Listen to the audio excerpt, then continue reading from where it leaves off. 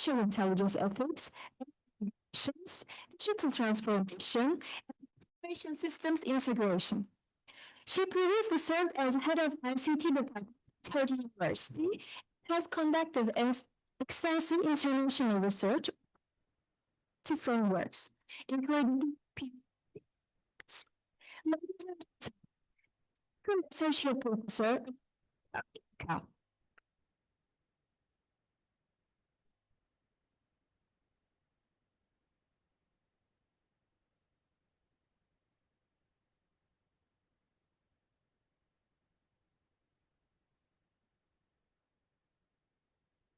The other screen.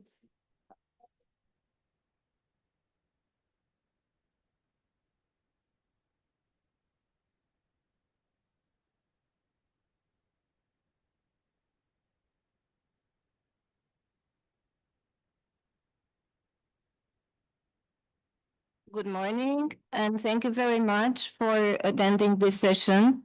It is my honor to be here, and I would like to thank you very much to the Turkish Academy of Science, to its president, Professor Şeker, to Professor Abdülkadir Tajdelen, to all our distinguished guests that I've been able to meet, and I'm very happy that you are attending this session.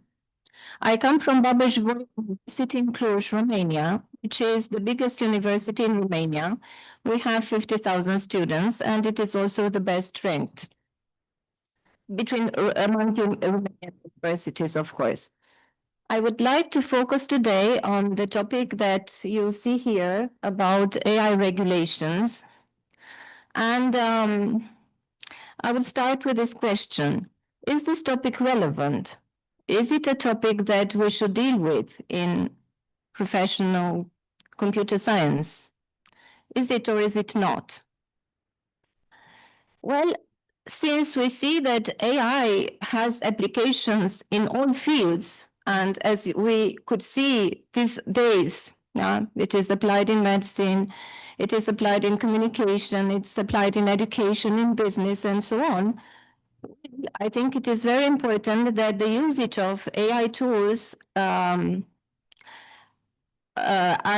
adapted to the standards that we need socially. So from the ethical point of view, how can we ensure this? We can ensure this by regulations. So even if it is not an exactly totally IT topic, I think it is a very relevant topic, and I think that we have to deal with.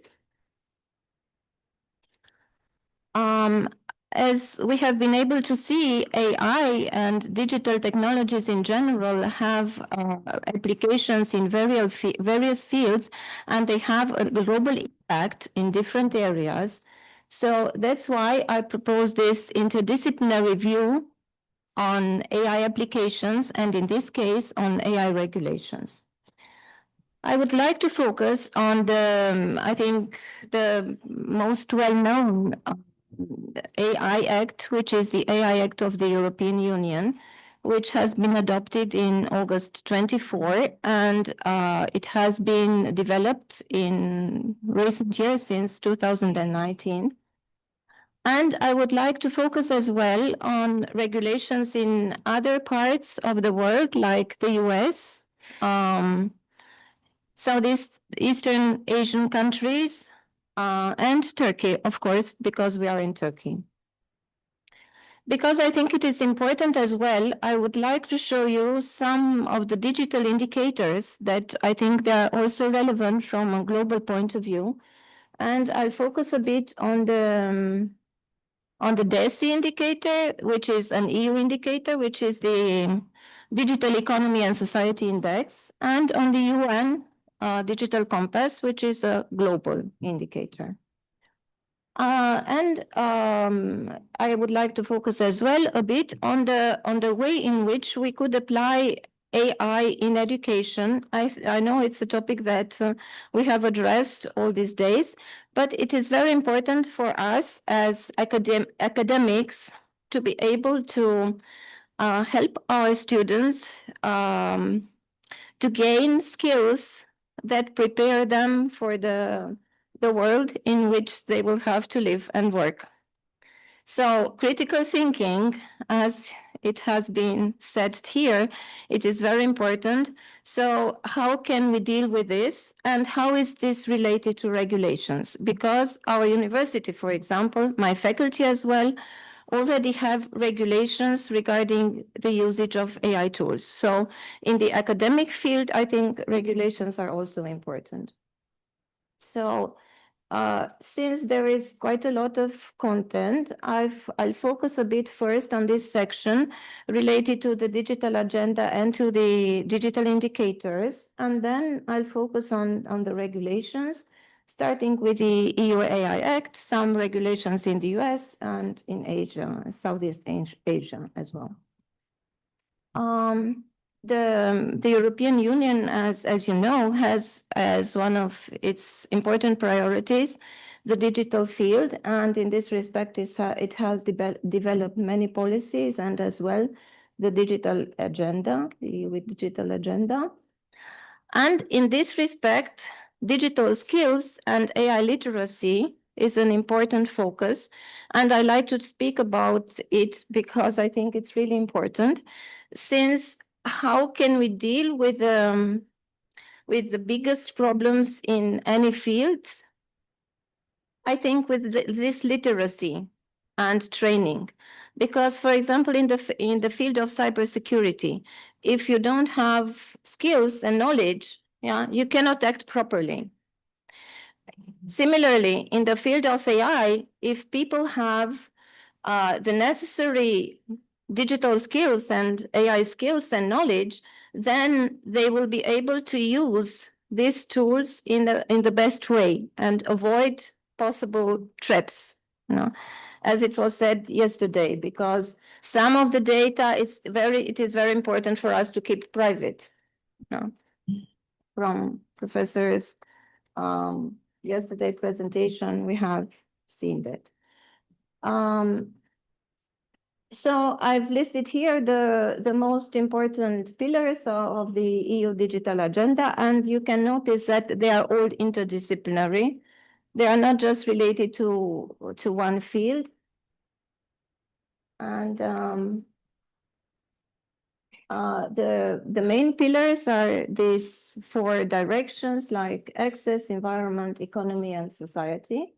And the second digital agenda was adopted for the period of 2020-2013. Why do I mention just briefly this framework? Because I think it is important to understand that the EU AI Act, which has been discussed in many ways, why do you need it? Do you limit tools with this regulation, or what do you do with it? So it doesn't limit anything. The research is opened. It just ensures that the digital tools are used in respecting human rights and citizens' rights. So I think this is the most important point of the EU AI Act.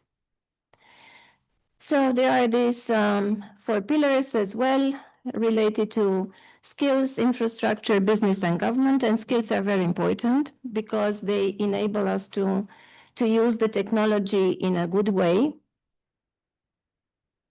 So the current interval, the current strategy is up to 2030 from 2020. Which was a time that boomed a bit the digital tools, because it was you remember the pandemic time when everything was performed online. So the Digital Economy and Society Index is an EU indicator which has these four pillars: human capital, connectivity, digital technology, and digital public services.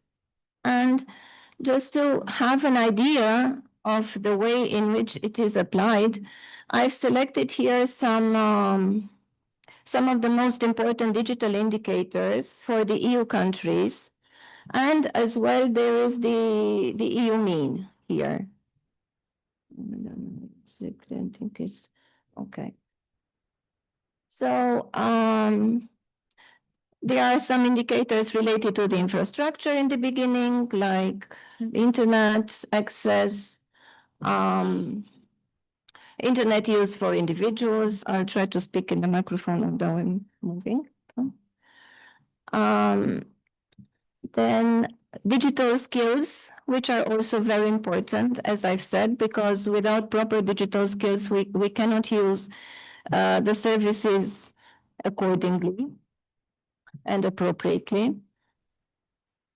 Romania doesn't have a very good position, but there are certain indicators in which it has a good position related to the infrastructure, to the potential of digital e-commerce, so digital commerce, and as well on e-invoices and digital skills. Okay. So ICT graduates, here Romania has a good position, as you can notice, is on the fifth position. Then about SMEs, because the business field is also very important. Social media, at least in Romania, is very popular, and I don't know what your students are doing all the time, but in our classes, some of them are stealing a bit of time on social media. Data analytics for small and medium enterprises, cloud services, AI. The data is for 2024, so AI tools. E-commerce, turnover. Romania has a bit better position here. And in recent years, it has improved. E-invoices, again, Romania has a good position, kind of around the average EU mean. AI, cloud and data analytics, selling online for SMEs, and the part related to public government, e-government users, digital public services. This is also an indicator within the UN digital compass, you'll see immediately. Public services for businesses.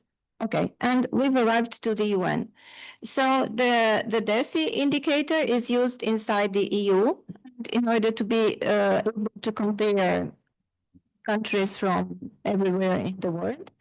We can use this UN digital compass, which has 5 pillars: people, connectivity, government, regulation, and economy.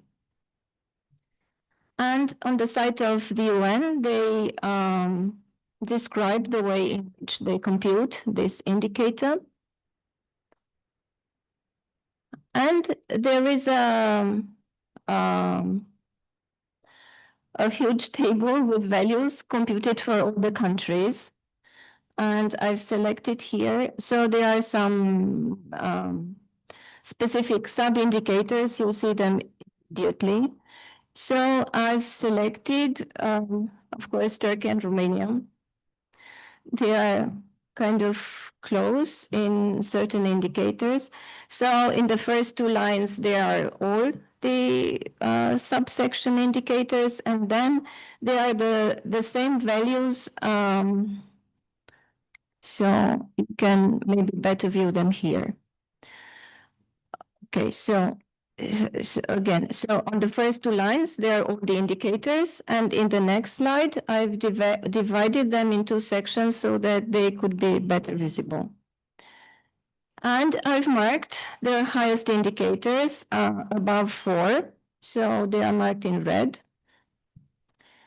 And I've also added the indicators of Southeastern Asian countries. I had two reasons. First of all, I had a research on the area, and then I've seen that in this forum we have some representatives from this area, so I've placed them here as well. There are interesting indicators for Indonesia and Malaysia, and I've seen representatives within the conference. And I think it is interesting that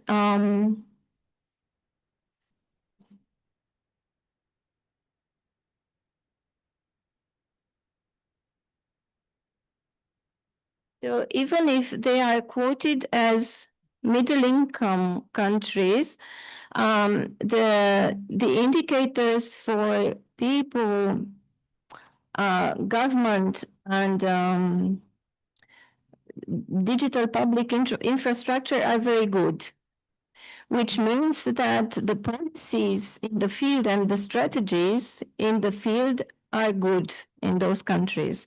And I wanted to point this out because I think that even if, while certain countries cannot do so from the economic point of view, the public policies and the strategies which are applied in the countries are very important.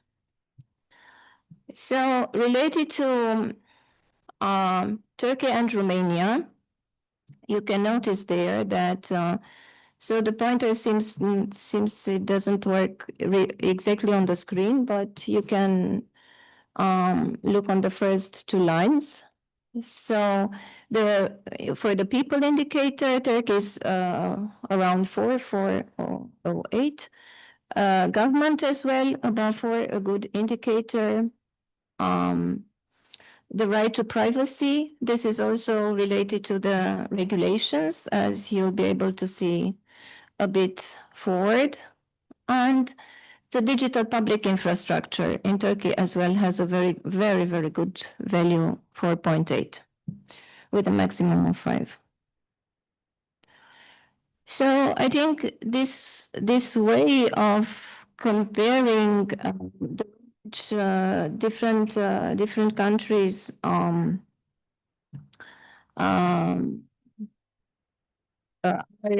ranked with these indicators is relevant for comparative studies. Now, the next section of my presentation is related to regulations. I hope I have convinced you that regulations are important. And for example, maybe we cannot say that in a very specific way, but just imagine some cases. For example, if an AI face recognition system was used in a public place and a person was incorrectly identified as a criminal, okay? Then, of course, it's not a very good situation, neither for the person nor for the human rights, okay? So we all know that AI solutions are not yet 100% exact and correct. So until they produce certain errors, biases, and issues, we should take care of the way in which they are used, because otherwise they could lead to discriminations or to infringement of human rights and citizen rights.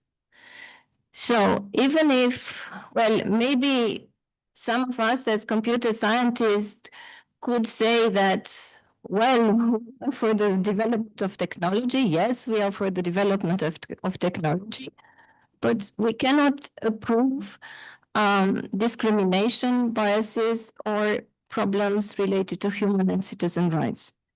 So that's why I think in this field, not only computer scientists should join, but also people from social sciences, from the legal field, because without regulations, we cannot define the way in which they are to be applied, even if we would like everybody to be ethical. Yeah. Sometimes you have to have tools of ensuring this. So the EU AI Act is not about limiting anything, and is not about limiting research, because research is open and free. So you can research just that when you apply and when you deliver as a company certain services to the citizens of the EU, you cannot deliver improper services. That's the point. So the regulation protects the human rights and the rights of the citizens in the EU against misusages, okay, or misusage cases. So I think that is important, because we cannot, as citizens of the world, of the now digital world, we cannot stand by seeing that certain people could be infringed, or their rights could be could not be respected. And unfortunately, this could happen more in the case of certain ethnic minorities, and in the cases in which the AI tools and the knowledge bases are not well trained. And we know this very well as computer scientists. So if the knowledge bases are not large enough, are not representative enough, and the training processes are not good and relevant enough, and we have spoken yesterday about training processes, then they could lead to biases. We've seen yesterday, for example, that there are different characteristics in Malaysia and Brazil, right? So you cannot apply the same databases. And then you have to make sure that all these rights are respected. So the idea and the principles of the EU AI Act is not to limit anything, but to ensure that our human rights and citizen rights are respected. So that's why in the case of certain tools which are not error-proof, the regulation doesn't accept just open usage of them. They have to be approved, so the cases have to be studied, and if there are critical situations like terrorism or anything else, they need approval. For example, face recognition. Face recognition is usually okay.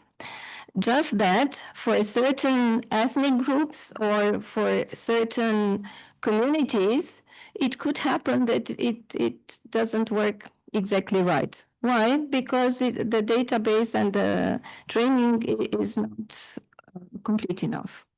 So such cases should be prevented. So the EU AI Act respects the EU values and tries to provide proper services on the digital EU market, both for the companies from the EU, but also for the companies which provide services within the EU.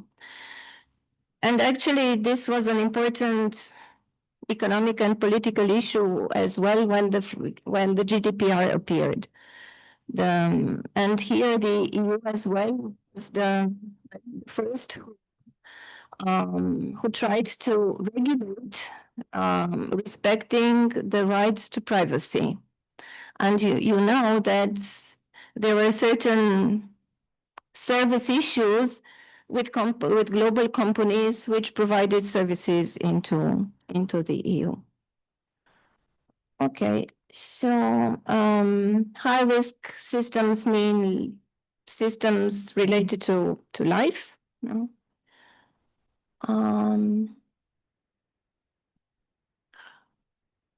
Okay, so as I've said, the science is free, so there is no regulations. The research is free, just that the services which are provided on the market are regulated. And the work on these regulations have started since 2019, and actually they were kind of similar in the US. You'll see that. Focusing on respecting diversity, non-discrimination, and protecting human and citizen rights. Because, for example, in the case of recognizing emotions as well, the AI systems are not 100% proof, okay, especially in certain ethnic groups or communities.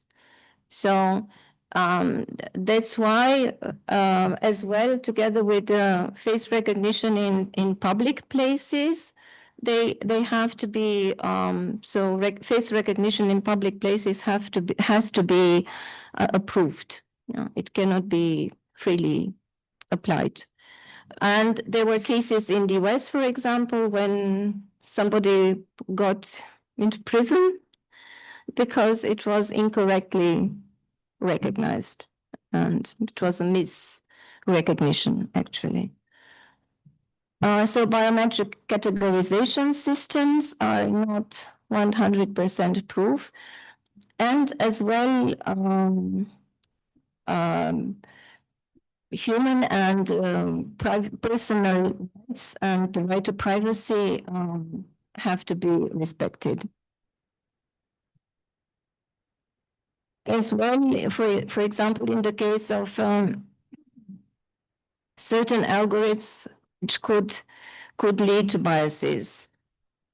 There were also cases in the field of the algorithms which approved credits. You know, so biases and potential discrimination are not to be accepted. Biometric identification should be authorized by the state's members as well. And of course, the databases have to be properly trained. And sometimes we could think that, well, we have to accept it freely and to be opened. Yes, but these databases should be well trained, because otherwise it's not really fair. It could not be fair. I've listed here some AI fields and as well addressing issues related to religion, gender, and so on, which have to be free. So such cases from infringement are not accepted. In the case of the US, I've listed here comparative for the case of the US, I've listed here comparatively some regulations which have been developed since 2016. So I've marked here some stages in 2018, 19, and 22. So in up to 2022, there were these 5 pillars or directions regarding protection of the safety, prevention of discrimination, privacy, and so on. Okay, thank you. So just briefly regarding the character, yeah, but there was something important. They were there was a change in these regulations, as you may know, when President Trump came in January 2025. because he thought that the field of AI should be dealt more freely in order to bring advantages. So the protection regulations, specific ones, are not kept in.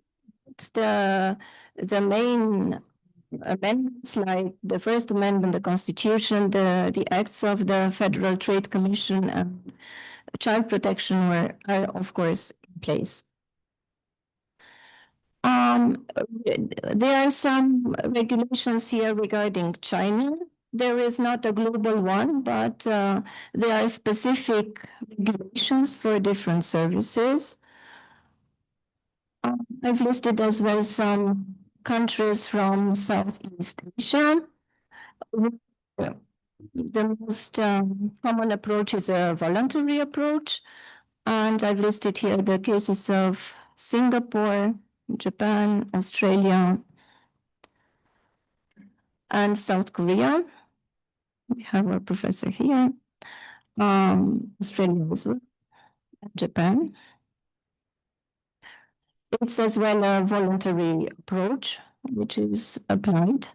And for the case of Turkey, there is a law which is discussed since 2024. It is not adopted yet, but there is a global strategy and a national AI plan included into the strategy, and the regulation is kind of similar to the EU one, but it has not yet been adopted.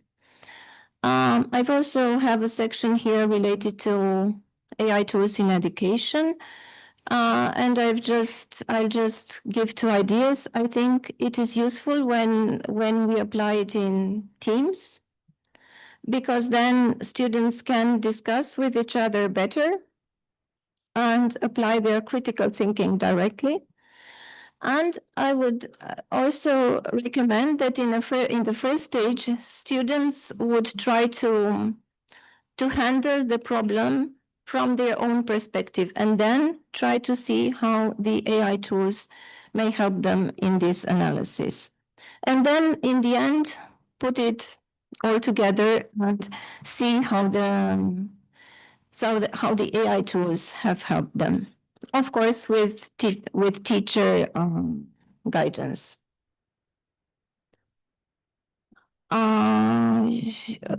And as I've said, we have a regulation in our university. We were obliged to adopt the regulation because we started to have dissertation papers which kind of pasted from generative AI.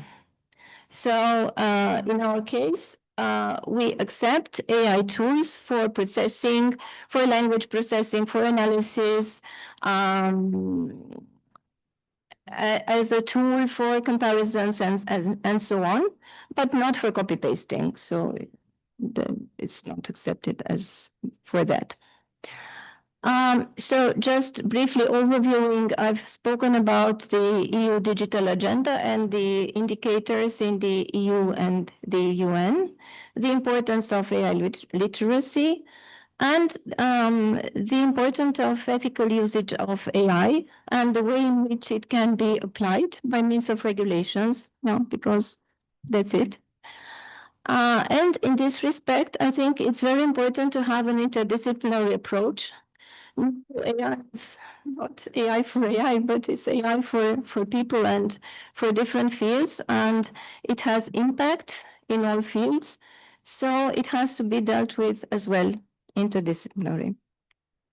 So thank you very much, and questions. Thank you.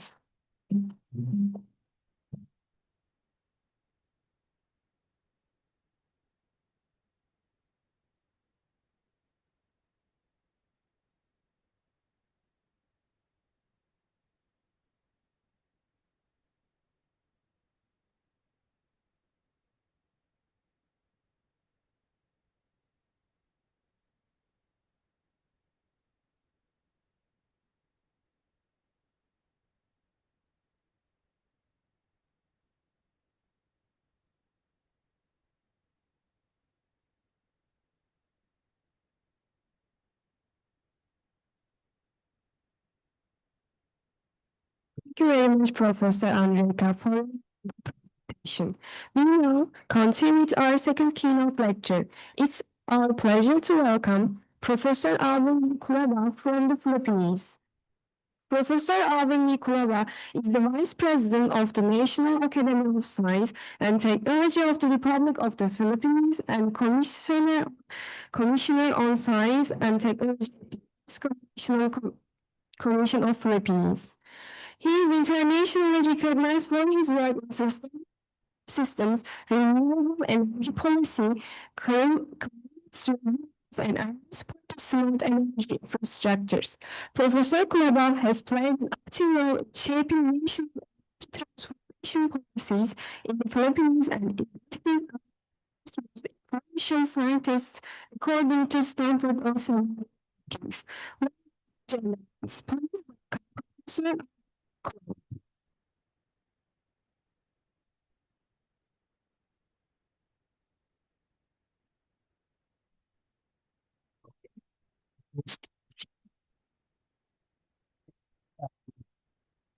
It's really unexpected, no? So I'm happy to be here in Turkey, started in Istanbul, now I'm here in Ankara. Yes, indeed, my time has been very productive, and it is my pleasure to accept the invitation. I'm really honored, to receive the invitation from Professor Secker, President of the TUBA, and of course, Professor of AASA. Of course, this was facilitated by my good friend, Professor Ibrahim Dinser. Looking at the program, I'll stick to about 20 minutes, So I decided to instead, give a message from the perspective of the Philippines, or general about developing nations. My view of the AI in higher education, I'm already on close to 40 years in higher education. And of course, I'm also a scientist and I'm a mechanical engineer. And now serving in certain capacities, with the government. So National Academy of Science Technology Philippines is the highest scientific body that is actually serving as the advisor to the president of the country or the president of the Philippines, its Congress and the executive branch. So on behalf of the National Academy of Science and Technology Philippines, allow me again to express my sincere appreciation to the Turkish Academy of Sciences, or TUBA, the Association of Academies and Societies of Sciences in Asia, or AASA, and all the institutions for this highly relevant international conference on artificial intelligence in higher education. In the last 2 days, I have seen a number of studies already presented. That's why I decided to present a perspective of how nations like the Philippines artificial intelligence primarily in the higher education sector. It is a great journey of the academies of different countries represented here, course educators and policymakers. Today, I would like to again share experience and perspective of how artificial intelligence and energy transitions can work together as catalysts for inclusive, sustainable development. We are now final stretch toward the 2030 Sustainable Development Goals. Across the world, nations face the convergence of crises, and it's a real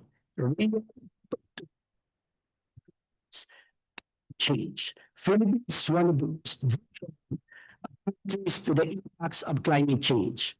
Energy insecurity. We are dependent on imported fuel. So the recent geopolitical issues in the Middle East has significantly affected our economy, rising the price of our fuel from a mere, 75 cent to $2 per liter of fuel. Widening inequality. Any approach to higher education has something to do with poverty alleviation and equality. So, I've seen after the post-pandemic COVID-19, there's a lot of disruptions in education, and that was probably us to this current changes in the higher education landscape. Finally, the rapid technological transformation. At the same time, we are seeing unprecedented opportunities. Artificial intelligence is a critical tool. I started working on management systems, genetic algorithms, fuzzy logic, and neural network back in then. But we will see how it emerged and how AI is disrupting practically everything at the moment. It's a lot of infrastructure for governance, education, healthcare, industry, the energy systems. The transition toward renewable and sustainable systems is optional. The question is, AI transform society? The real question is transformation, be inclusive, ethical, sustainable, centered. For developing countries like the Philippines, these questions carry greater urgency. The Philippines is an archipelagic country composed of over 6,700 islands. Our geography creates opportunities and opportunities. Says in energy potential, for example, solar, wind, hydro, geothermal,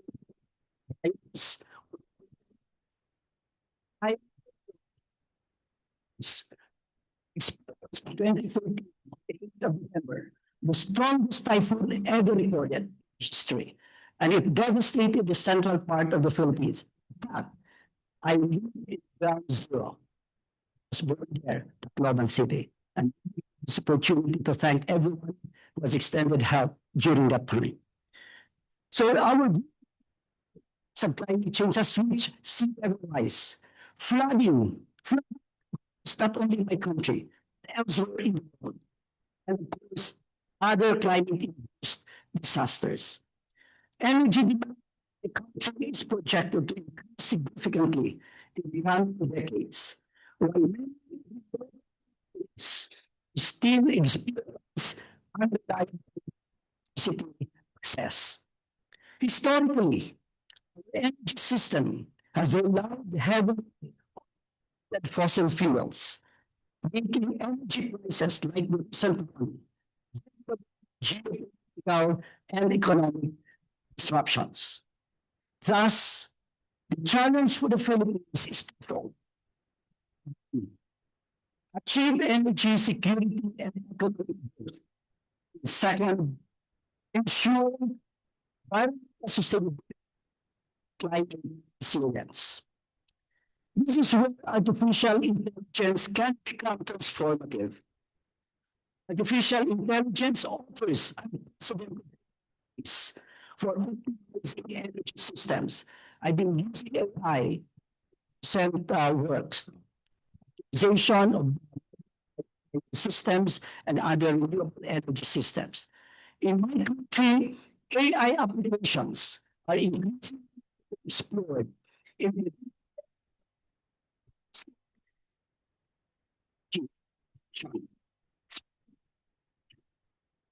disaster resilient systems, and decentralized energy planning.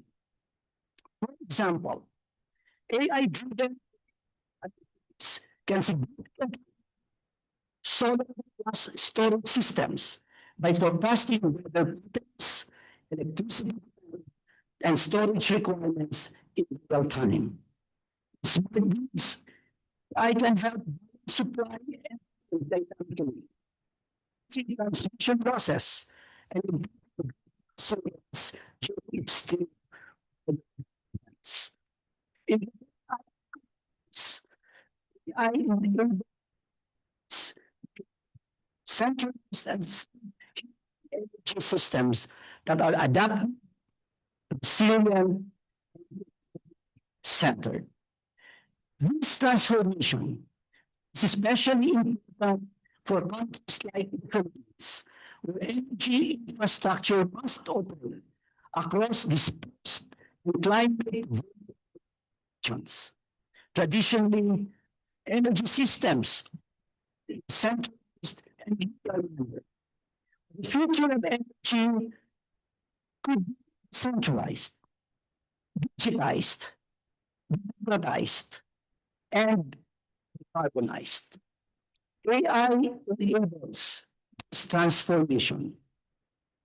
Intelligent energy ecosystem, households produce electricity. That program, I part of that program, energy, uh, stuff. And what else? It is increasing numbers. You could interact with AI. AI autonomously operates storage and contributes disasters through self-healing systems. This is the direction to which nations are now moving. For the Philippines, the vision is to leapfrog traditional developmental pathways by integrating energy systems with intelligent digital infrastructure. However, technology ability is insufficient. The success of AI and energy transitions depends. This is why higher education institutions critical role. Universities are not centers for instruction, they are innovation ecosystems, talent incubators, policy laboratories, and catalysts for societal transformation. The conference itself recognizes its vital role of higher education in shaping AI ecosystems. In the Philippines, there is increasing recognition that universities must move from sustainability initiatives to institutional transformation. The Department of the Ministry of Science and Technology, Science, Technology, and Innovation for Sustainable Development framework emphasizes four major pillars. Student. Second, research and innovation. Third, campus operations and community engagement. Business partnerships. This whole of institution approach sustainability. The very in higher education institutions. AI education is therefore the efficiency. Develop graduates who understand ethics, sustainability, systems thinking, social equity, and environmental stewardship. One of the biggest challenges is a growing gap. Human advancement is challenge is infrastructure, but Just therefore begun strengthening initiatives in AI education. Higher education institutions that is focusing on AI, inter and transdisciplinary research, digital literacy, sustainability orientation, such as our Education Center for AI Research, aim to bridge the talent gap and the future scientists, engineers, educators, and policymakers for an AI society. But let's ensure that AI education is centered. How do we protect? How do we how do we ensure? How do we serve diversity and systems? Technology must be a servant of the semester. For blind countries like the Philippines, AI also offers opportunities in resilience and disaster preparedness. AI in geospatial systems can improve flood prediction. Flood is very common in my country. Disaster risk evaluation or evacuation planning, agricultural resilience, and emergency response systems. By AI with climate science, renewable energy, strength, resilience, while advancing sustainable development goals. In this sense, AI is not simply a digital technology. It becomes a resilience technology. Despite these opportunities, we must acknowledge the serious challenges ahead. This include digital divide. This is apparent in countries like us. Unequal access to infrastructure. Most of the advanced countries, major cities, and far-flung communities, they are not connected to computer systems. Fragmented frameworks, data governance concerns, cybersecurity risks, ethical issues surrounding AI, and the shortage of AI faculty researchers. For many nations, another major challenge is the granular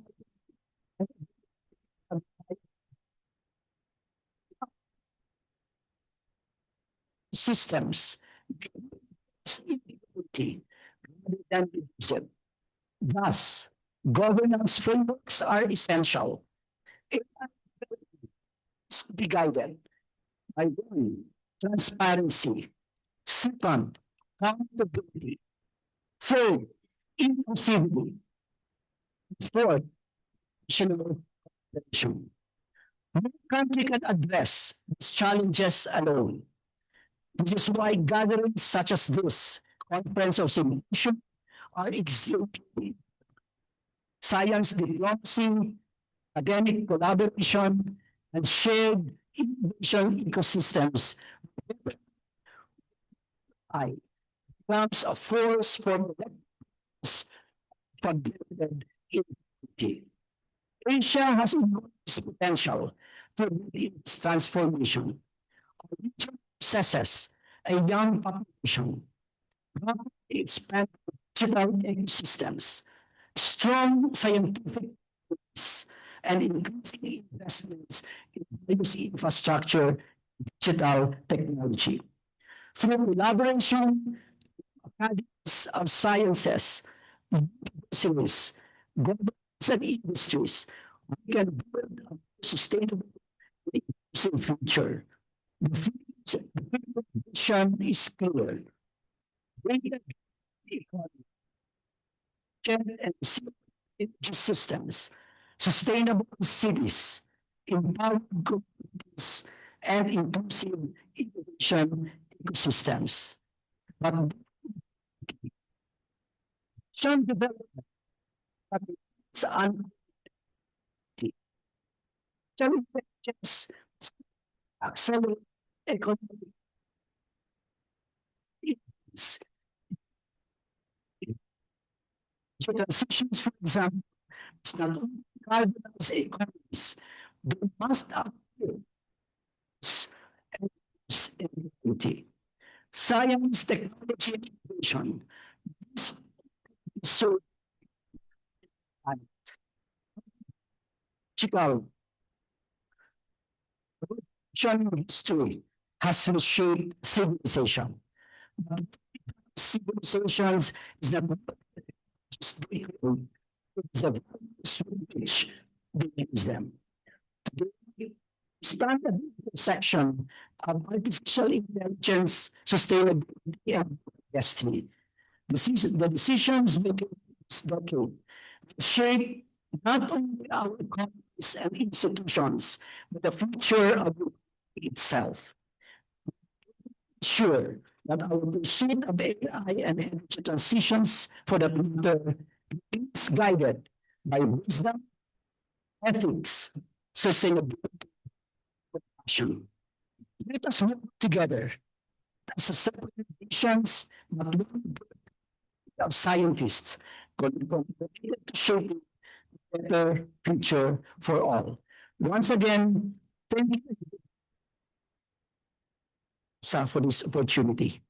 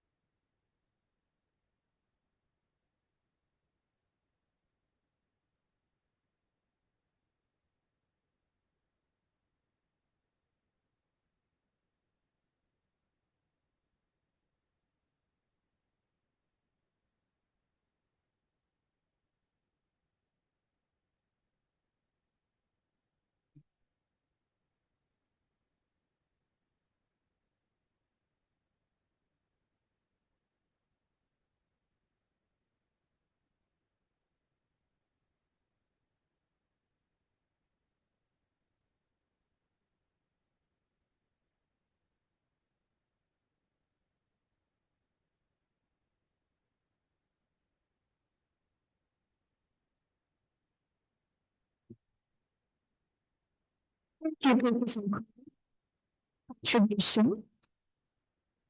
Distinguished participants, we have a short couple to after 15 minutes later session.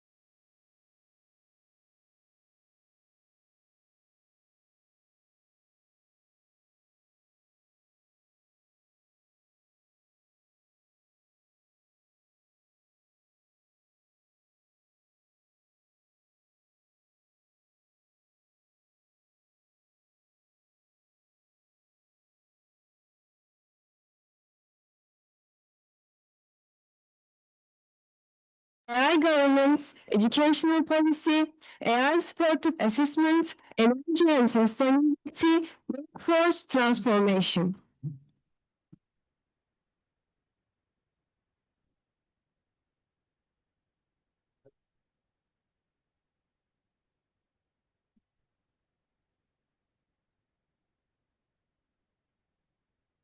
Evet. Dear participants, welcome to fourth session. We have four distinguished professors going to be presenting in this session. First, we will have the presentations. Then we will have a question and answering sessions. First speaker is Professor Ercan Öztemel.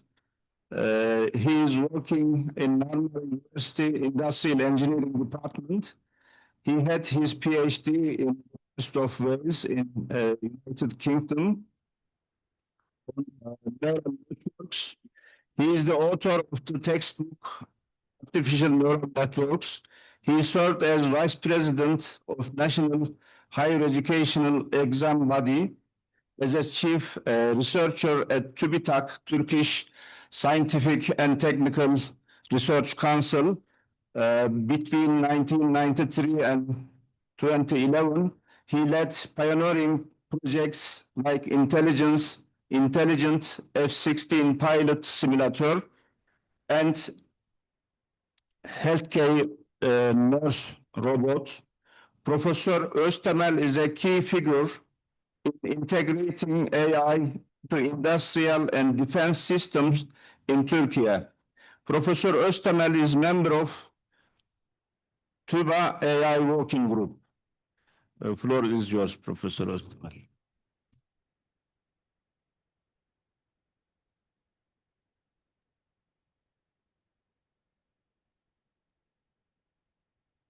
Evet. Thank you very much, Mr. Chairman. Distinguished guests, ladies and gentlemen, I would like to welcome you to the fourth session with the first presentation. I'm going to talk about the impact of AI on education and try to give you some hints what AI is taking us with respect to the education systems. Before I start my presentation, I would like to take your attention to a discussion. AI is coming. AI is came, has came and is already being taken part in life as a part of the society anymore. And it has an impact over every system's education. And there are some discussions going on. Is it going to be good or bad? Is it going to have a bad impact in such a way that students are going to lose their thinking capability? Because AI is thinking. AI is solving mathematical problems, even very difficult ones. AI is even writing software codes. AI is actually generating an essays, an excellent essays. So what are the students going to do then? And these are the discussion going on. But we already know that the education system will not be the same as today. Since it's not going to be the same as today, there will be some positive impacts of AI.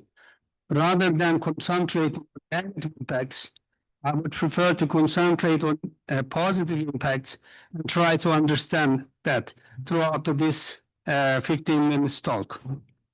In order to understand the progress and evolution of education system with the support or with the help of AI, we probably need to understand what is going on with AI. So just briefly discussing what AI is and what is AI is doing and how it is going towards the future from the past. AI is the field of computer science that develops systems capable of performing tasks typically requiring intelligence. This is a very traditional definition anyway. It actually indicates some sort of perceive, understand, and so on and so forth, like a human being. That's what we are trying to do when we generate AI systems, actually. And when AI is actually started in the early 80s, the people were actually thinking about possible to have a machine which could be like a human being. Can machines think, for example? That was the big question in the 1950s. And then logic programming came out, which actually enabled AI to perform logical operations by the computers. And then symbolic representation, symbolic AI, followed by expert systems, try to imitate the behavior of an expert of a certain domain and solves the problems the same way as human experts would solve when he or she faces the same problem in real life. Then machine learning became very popular because it was difficult to dig out the expertise of the people to generate the expert systems, but it was easy to find out data.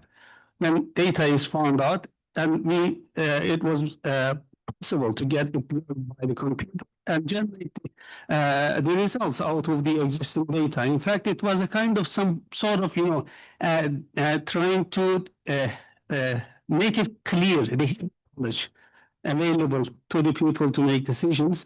And machine, it was going there, but it was not deep upon 2010s and 15s. We were talking about deep knowledge.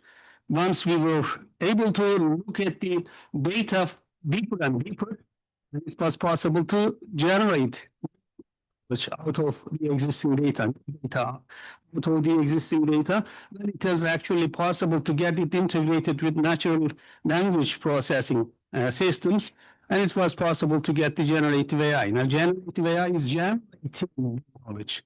It's not only predicting or finding out what the knowledge and hidden knowledge is inside the data, it always generates the data out of that.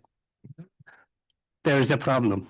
Expert systems were very good in explaining why and how they make decisions, but generative intelligence or machine learning systems are not capable of making that particular explanations regarding the reasoning process.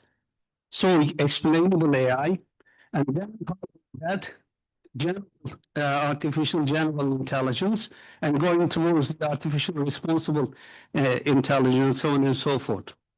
Okay, it was an imagination in 1990s, and then it became a scientific inspiration for the scientific communities to generate a humanoid robot. Then it became a problem-solving tool in 1990s, and commercialization started. And followed that up until 20s, and it became a very intelligence, followed that with a social integration. That means AI is with us anymore. It's going to be part of our life. I am not going to be surprised if the people, my grandchild or grandchildren, will be following or running in the society together with robots. Okay, and it seems that human and robots are going to be collaborating in the coming futures after 2030s. All right. So what happened during this time? There were 8 shifts. One of them was actually going from programming to learning, from reason to prediction, from symbolic to latent spaces, from discriminative information to generative information, from using tools to agents, from transparency to opacity, and from human-centered approaches to post-human approaches, and obviously optimization, which is a very popular topic in 1980s, 1920s. Now it's becoming a kind of an alignment processes, because it's not going to be easy to find optimum solutions for every kind of problems. We were always doing that like that, isn't it?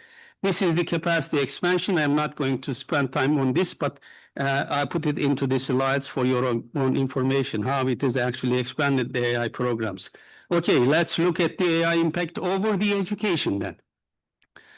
And there are some methods and methodologies and tools which are developed within AI community, which would have a great impact over education systems, like autonomous robots.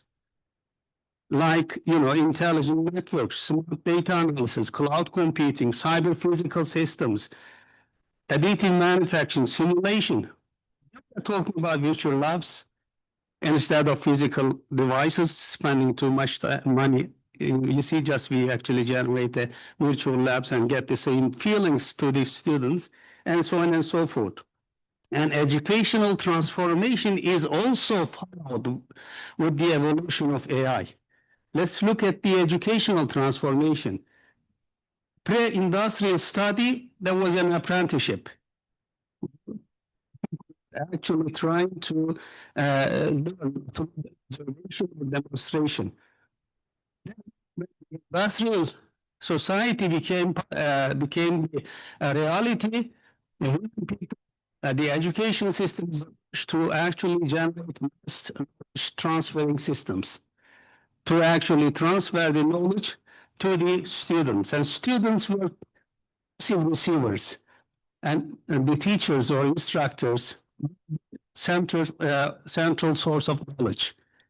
And with the information technology development and the industrial age, industrial society emerged, then we have education factory. The students, the universities and the schools became a factory, produced students. Students were the product of the schools. That were actually, the instructors were actually evaluating how students are, rather than just, transferring the knowledge. They were transferring the knowledge, but they were also evaluating how the students are actually, and standard curricula and exams are become very actually intensive applications within an education system. And towards the 2000s, with the early digital society, we see the computer-assisted educations, where the teachers are actually playing the role of being facilitator rather than just an evaluator or transferring the knowledge. And the students are actually active learner with the support of computer. And then actually multimedia, computers and software become the key tools for educational activities. And then AI came into the play, digital network learning, and students as a producer, and internationalized higher education. That's actually how it is going towards from now on. Okay, with the help of AI, it was possible to generate like sort of creating new knowledge out of the existing knowledge. Then the students were actually getting to know how to generate the knowledge rather than just actually getting the knowledge from the instructor and implementing it. And it goes actually towards the globalization. And the students are going to be some sort of international collaborators in the Bologna process. Erasmus algorithms and accreditation processes are becoming more popular nowadays. Okay, this is the philosophical shift in education. We have to really understand this.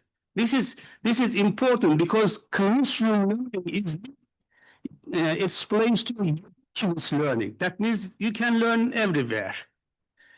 You don't need to go to the classrooms anyway. Standardized education curriculum is placed to personalized, customized education. It's placed to competencies. The students are not only memorizing anymore. Memorization is not going to be help. They have to develop their competency in a certain areas. Fixed curricula is linked to lifelong learning, and exams are actually not enough to check out the competency. Instead, we are looking for continuous assessments, and the knowledge users and students are becoming as co-creators and producers. Isolated learning is going to globalization, and traditional tools are being displaced to AI tools. like,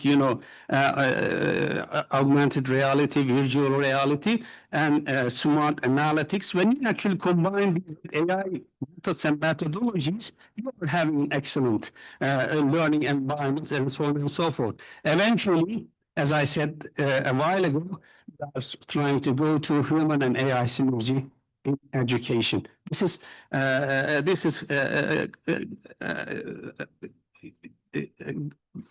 This has to be coming on anyway. There is no way to avoid it. Unavoidable.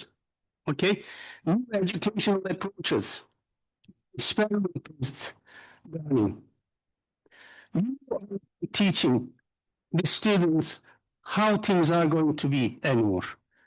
In my class, my students are learning everything before they come to the class. On internet, everything is there, but they don't know how to apply the knowledge. We try to implement through case studies and try to get a good comprehension of what the knowledge is going to be having an impact. Distance education, assessment-based learning, project-based learning, eventually, and it's going towards the agent-based education stage. Within a couple of 4 or 5 years, we'll probably have agent-based education implementations. But after 2030s, this is for certain, to my understanding. I'm pretty sure that virtual mentorship is coming. 7/24, 7 days and 24 hours available. That means we are going towards teacherless education. Okay? I'm sorry for the teachers. I am a teacher as well, so yeah. Learning, teaching, assessment, content, collaboration, accessibility, skills, technology, and role of the human education systems are changing. We shouldn't worry about that the students are going to lose their capabilities because they are not going to need the same capabilities that today's students are acquiring or requiring.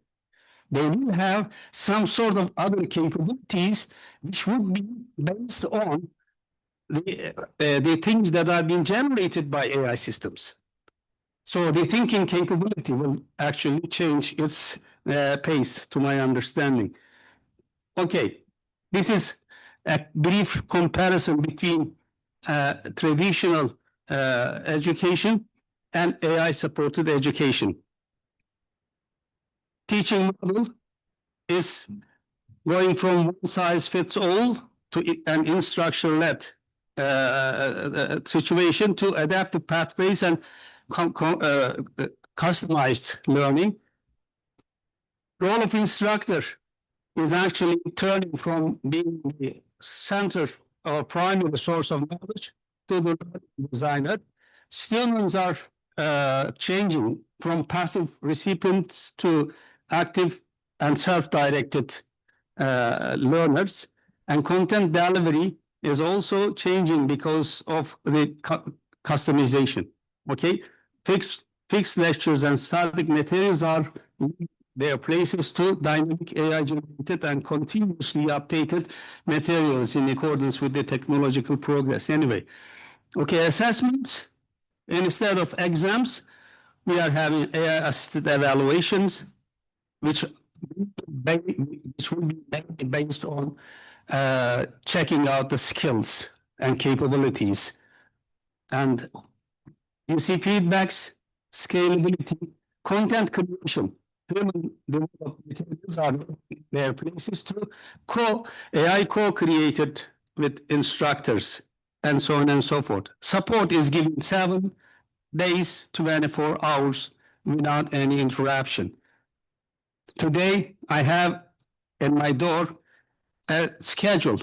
I'm available from 9 to 11 every Tuesday for the students to answer their questions. Only Tuesdays and Thursday, 1 hour, 3 hours a day. I'm sure you have the same, but in the future, mentors, virtual mentors, AI lecturers will be able to provide support every time. Okay, real-time plagiarism and anomaly detection will be main issue with respect to the academic integrity instead of manual monitoring. And it will not be easy to actually copy the things and generate the reports. I have found a paper which is being published in Iran.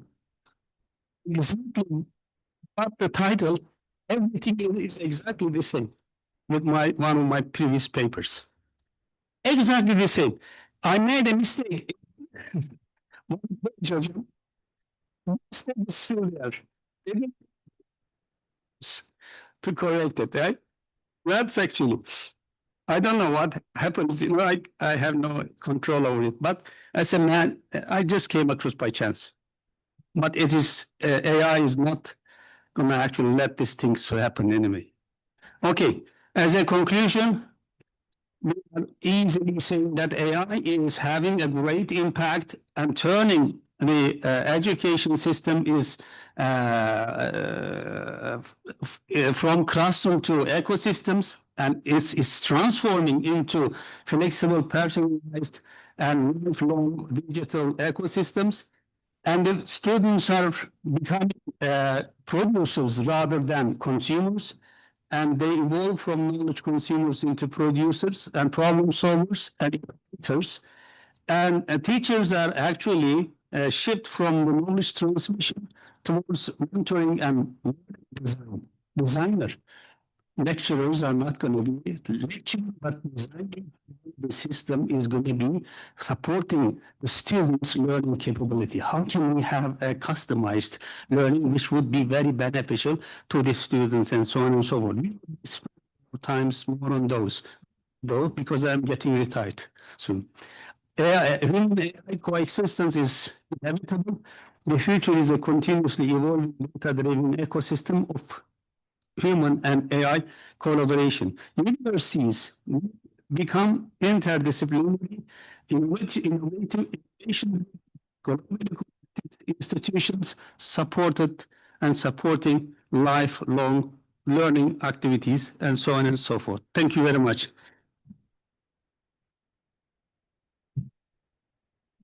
Did I finish it in 15? Yes, thank you very much, Professor. I was told several times to finish it in 15 minutes, so I had to be a bit quick. Thank you very much. Thank you very much. Now, our second speaker is Professor Yusuf Sinan Akgül from Gebze Technical University, and his topic is From Threat to Tool, AI Integrated Assessments as a Solution to Two Problems at Once. Professor Yusuf Sinan Akgül is working in Computer Engineering Department in Gebze Technical University. He had his PhD in Computer and Information Sciences from University of Delaware in 2000. His research area includes deformable models, graph cut optimization, medical image analysis, human action reorganizations, and object detection. He has led interdisciplinary projects such as an intelligent home-based physiotherapy exercise monitoring systems. Professor Akgül published extensively in top journals and also holds several US patents in optical inspection and video summarization. Thank you very much, John, for the nice introduction. Ercan Hocam, that was an excellent talk, and I value his opinion a lot. It is my presentation is going to be like this. I never talked to him actually. It looks like my presentation. I listened to Ercan Hoca. I studied his lectures. I went home. I designed something, and I'm coming back to Ercan Hoca. Ercan Hoca, is this okay? Okay, just keep going. So this is after I listened to talk and I designed something and I'm applying it. So from Trader 2, by the way, I use some tool to prepare this stuff. I guess you use the same stuff too. So this presentations are similar too. So from Trader 2, this is going to be a very concrete example. This is just my experience that I got this semester actually. Some of the results are actually students are using. I'm going to, after studying what Ercan just said, I designed something like this, and I think it's starting to look like it is doing something. So this is what Mehmet Hocam already told about me, but this is the related part. I teach computer science for the last 25 years. I try to teach very basic stuff like introduction to computer science, C programming, C++ programming, and programming languages. And so when after this, I've been working on AI topics starting from 1990s. But I mean, when you realize that this technology is so big, it is so different, it can be used to address many problems in our higher education. We started talking about this, thinking about this, and we started developing some our solutions. Okay, and today I'm going to present one of them, our proposed solution. So two things. Our approach is usually, I think this is, may I? Too much is some fresh air. Really? Yeah, open this. Okay. Close it, they will open here. Please. And here is another. It is fresh, with the fresh air it comes the noise. I don't know. I think I will hide behind this. You will have your fresh air, I will have my noise free. Yeah. Is this okay? Is this okay? Okay. So we found a solution. Yeah, academicians are working. Yeah, good. Okay. You're professor. Yeah, well, yeah, we try to find solutions. Yes, sometimes we do. So our approach is in Turkish academia. Let's not hide it. We have many problems. Okay, lots of problems, and trying to solve those problems one way doesn't work. Okay, every time you solve the problem comes in.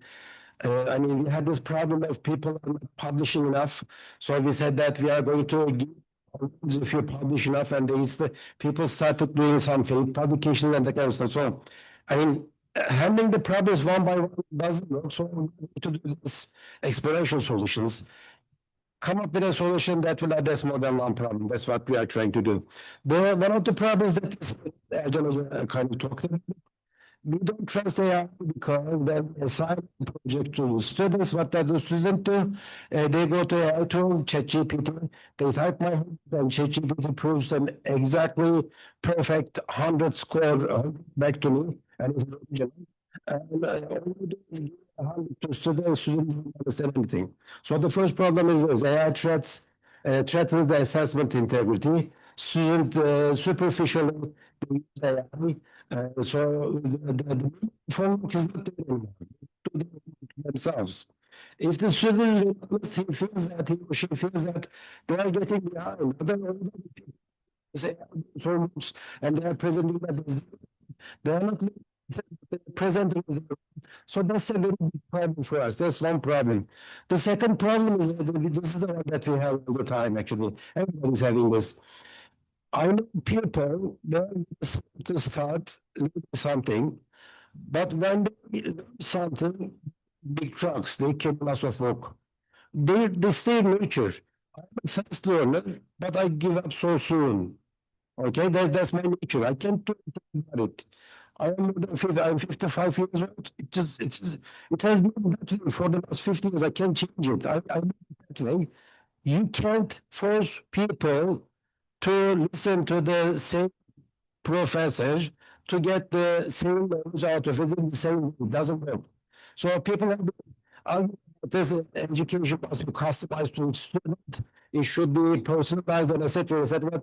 We never did it. Okay, we never did it. So we say that we have to take on those problems, but at the same time, we are going to say that we are going to use AI for our for all the in the classroom and projects and everything. In the meantime, we are going to address this problem too. So both have been interactive problems separately, and we have kind of a solution, and we think that it kind of works. One, two, both answers. Okay, the same technology that created problem. One turns out to be the answer to the both of them.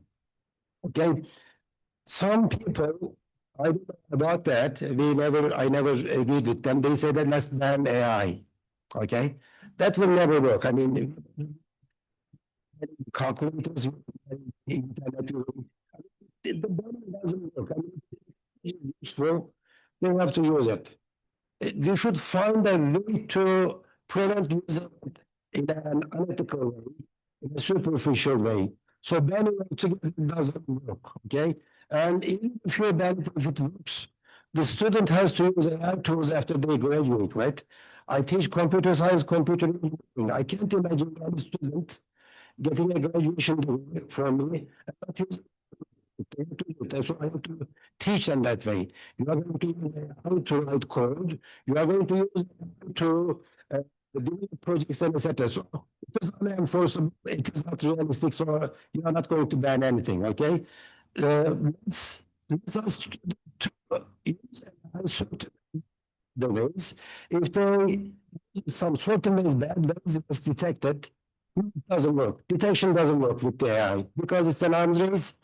I find I write a nice detection tool, they find another way to circumvent it. So that's not going to work. It is arms race, detection is not going to work. And some people say that let's do it free stuff. Again, handwritten exams, nice. Chances I demo, you're going to make a demo, I will detect if there is an error. So that doesn't work either. So none of these problems address problem two and problem that is still there. So this is a solution. This is something to ban, you have to use AI. Okay, it's like in 1990s, in 1980s. I remember when you can say something, it has to be put somewhere, right? The professor used to force us saying that you are going to use a word processor to write it. Using a computer to write an essay is compulsory. They force it, right? So we are going to force them to use AI. You need to use it, okay? It is an option. That's one thing. And then superficially in an analytical way.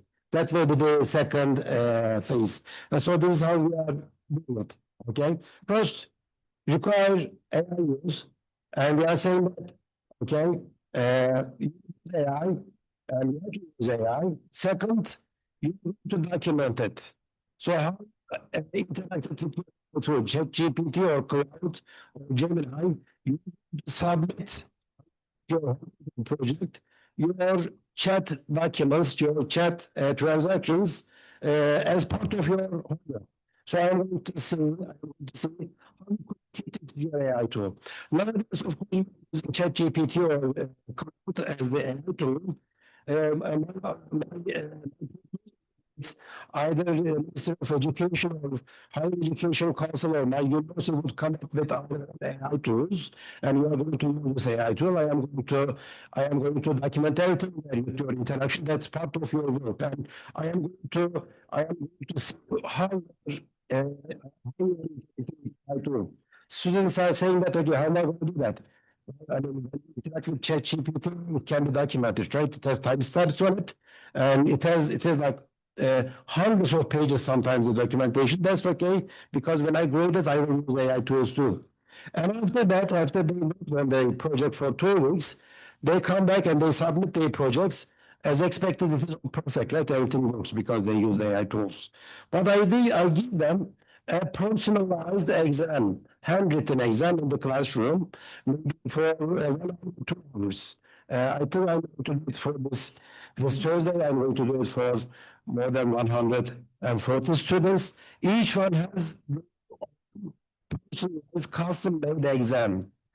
The exam says that you said you did this and this. Why didn't you use this? If I change this parameter, what would happen?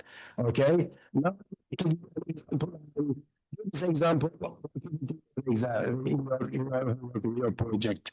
Okay, that's the personalized exam. Or somebody, the class that I'm teaching this semester is more than 100. I think there are 170 people, but only 140 are attending the classes. So I'm going to produce 150 exams, and of course I'm going to read them using AI.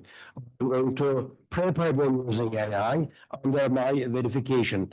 And I would verify the result without AI. That means students has to come into class and write something on paper. I write something on paper because writing things on paper is something with it.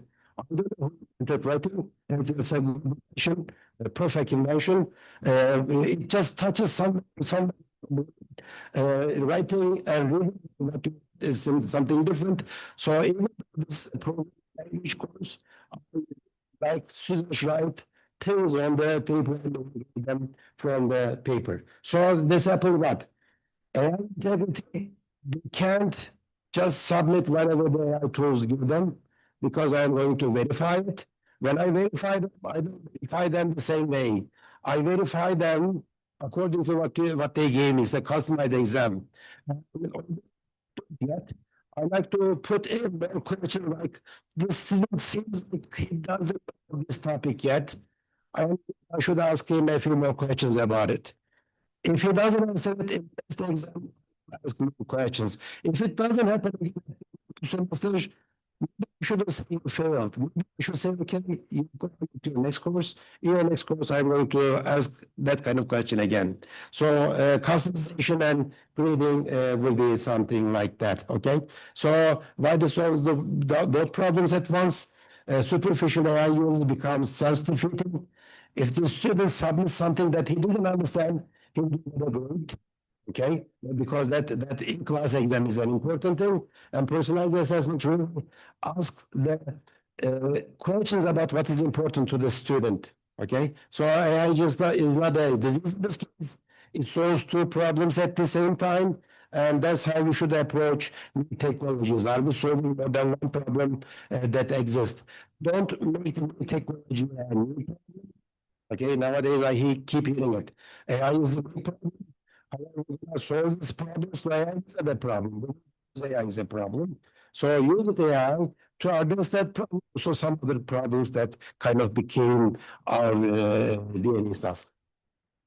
Okay, I have 170 students. I do a handwritten quiz every week. 140 students every week. Half an hour quiz. Okay. As Ercan Hoca said, I am not teaching much actually in the classroom because my cloud and GPT is always open. Cloud and GPT they answer student questions better than me. I'm kind of a mentor, I'm some kind of a guide in those. And the students are creating their own stuff. Actually, they ask interesting questions. They ask about the history of the programming language. Don't ask me, ask your AI tool, okay? And every week I make a quiz, and those quizzes again, although these are the same quizzes for everybody, maybe later I can change them too, because it is not that difficult. And they are graded, of course, automatically. I'm going to show you my my grading tool, AI-based grading tool. So this semester I assigned this project. Project is use programming language. You make a decision on the domain of it. It's a domain-specific programming language. You make a decision. You justify the way you chose it. Okay, you design document. Yeah, then you're going to write a person.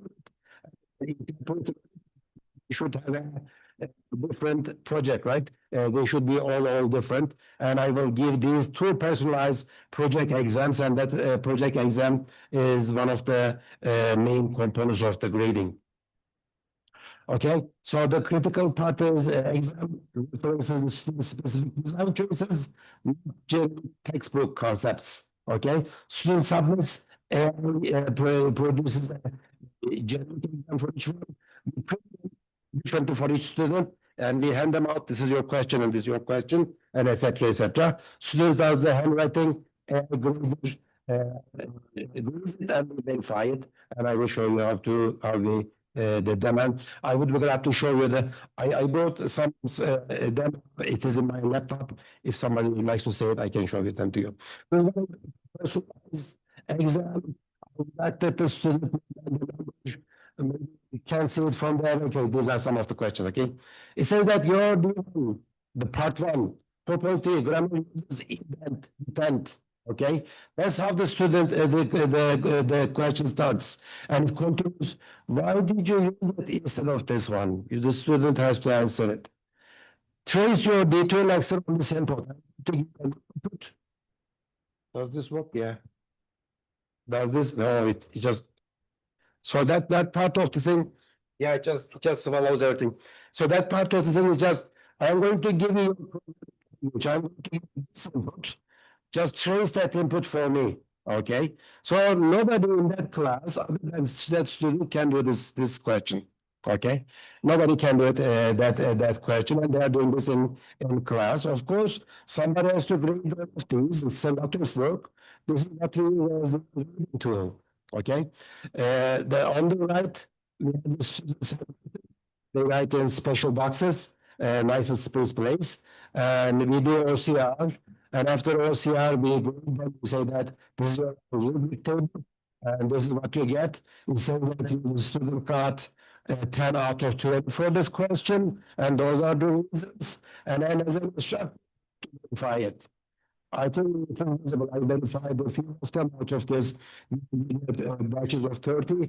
I verified them one by one, and I click on like verified, or I change it, I put some remarks on it, and all of this information is sent to the student by email. So the student knows what grade they got and why they got it, what their mistakes, and etc.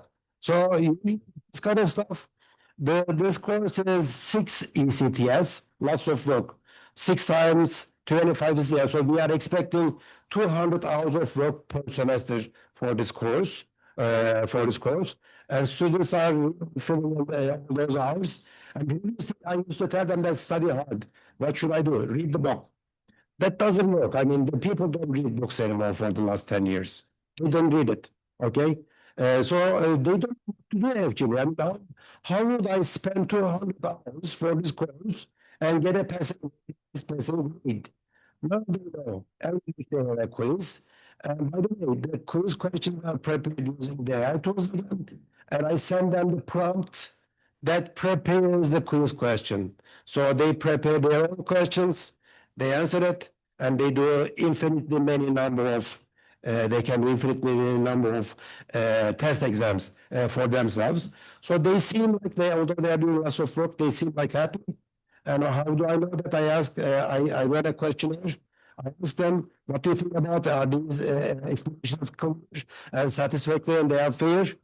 I never get these kind of grades out of a student, actually. I mean, all the time, grades are 2 out of 4 at the end of the semester. As a dean, I send an email to myself saying that your grades are too low. Please find a way to improve it. So I'm one of the worst performing instructors of my faculty. Nowadays, I am doing better, okay?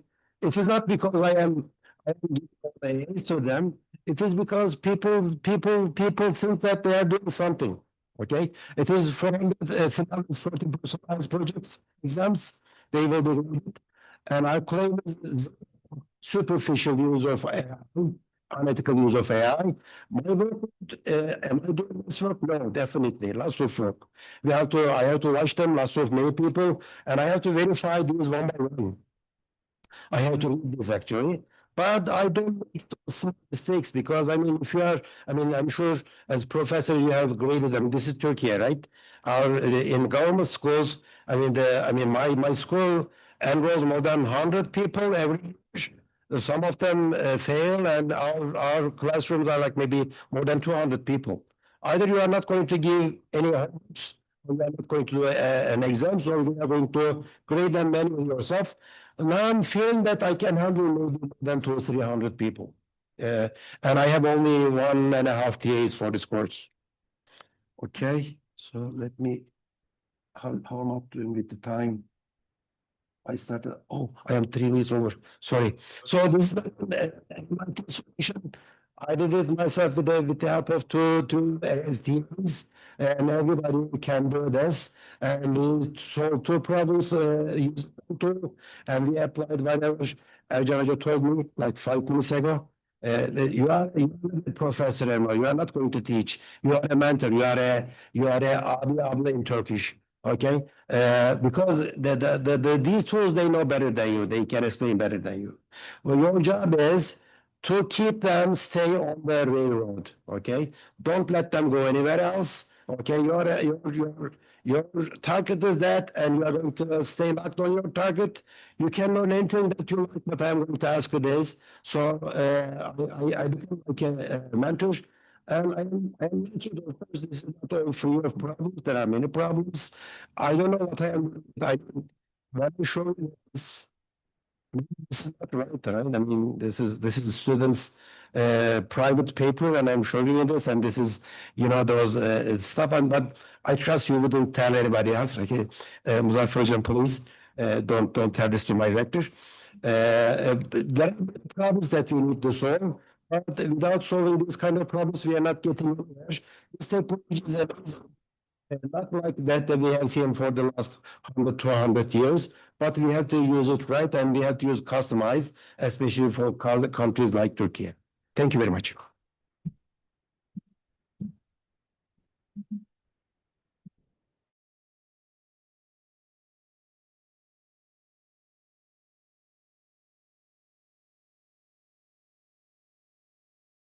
Presentation, this is what I have. What is the trend? I didn't understand the question. Really big challenge. Oh, yeah. Well, it's a challenge. Well, now big technologies require big, I mean, they produce big challenges, and we have to take those challenges, otherwise we are doomed. Thank you very much, Sayın Hocam. We will have question time at the end. Now our third speaker is Professor İbrahim Dinçer. His topic is global perspectives and innovative energy dimensions and AI options.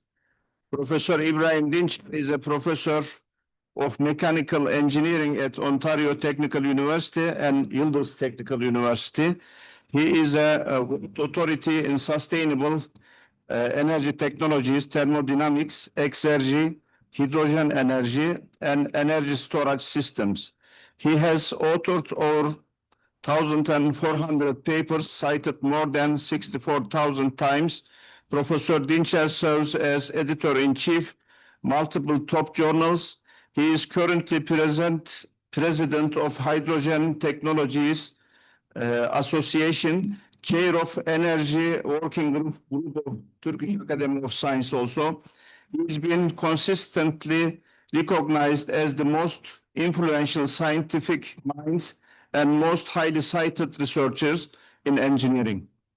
Thank you, Mr. Chair. Good afternoon. Good afternoon, everyone. So the talk is going to be really about global perspectives on innovative energy dimensions and AI options. So we'll provide both in a so I will try to, of course, keep some of my slides to make it really more efficient time-wise. So really, I like to highlight a couple of things. This is one. Research, innovation, and commercialization. This is something very critical. We need to take research really one more step ahead, really do innovation and also into commercialization where we can really create value. So the concept is going to be very critical in energy research. So the equation I make out of this is going to be really coming down to technological success is going to really cover research, innovation, and commercialization. Imagine the formula is going to be this way. You know, when you have research 1, innovation 1, commercialization 0, and the end result is going to be 0. So it is really critical to make it by including all three. So efficiency similarly can be defined, and as you see here, by tangible technologies divided by the inputs. Inputs may cover, of course, financial to human capital. So really, in this case, I like to say, really, in order to create innovation-based economy, really coming down to human capital, and that is what makes innovation-based economy.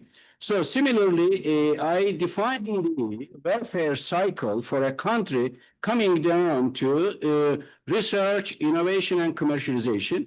Really, end of this is going to be really with the technologies.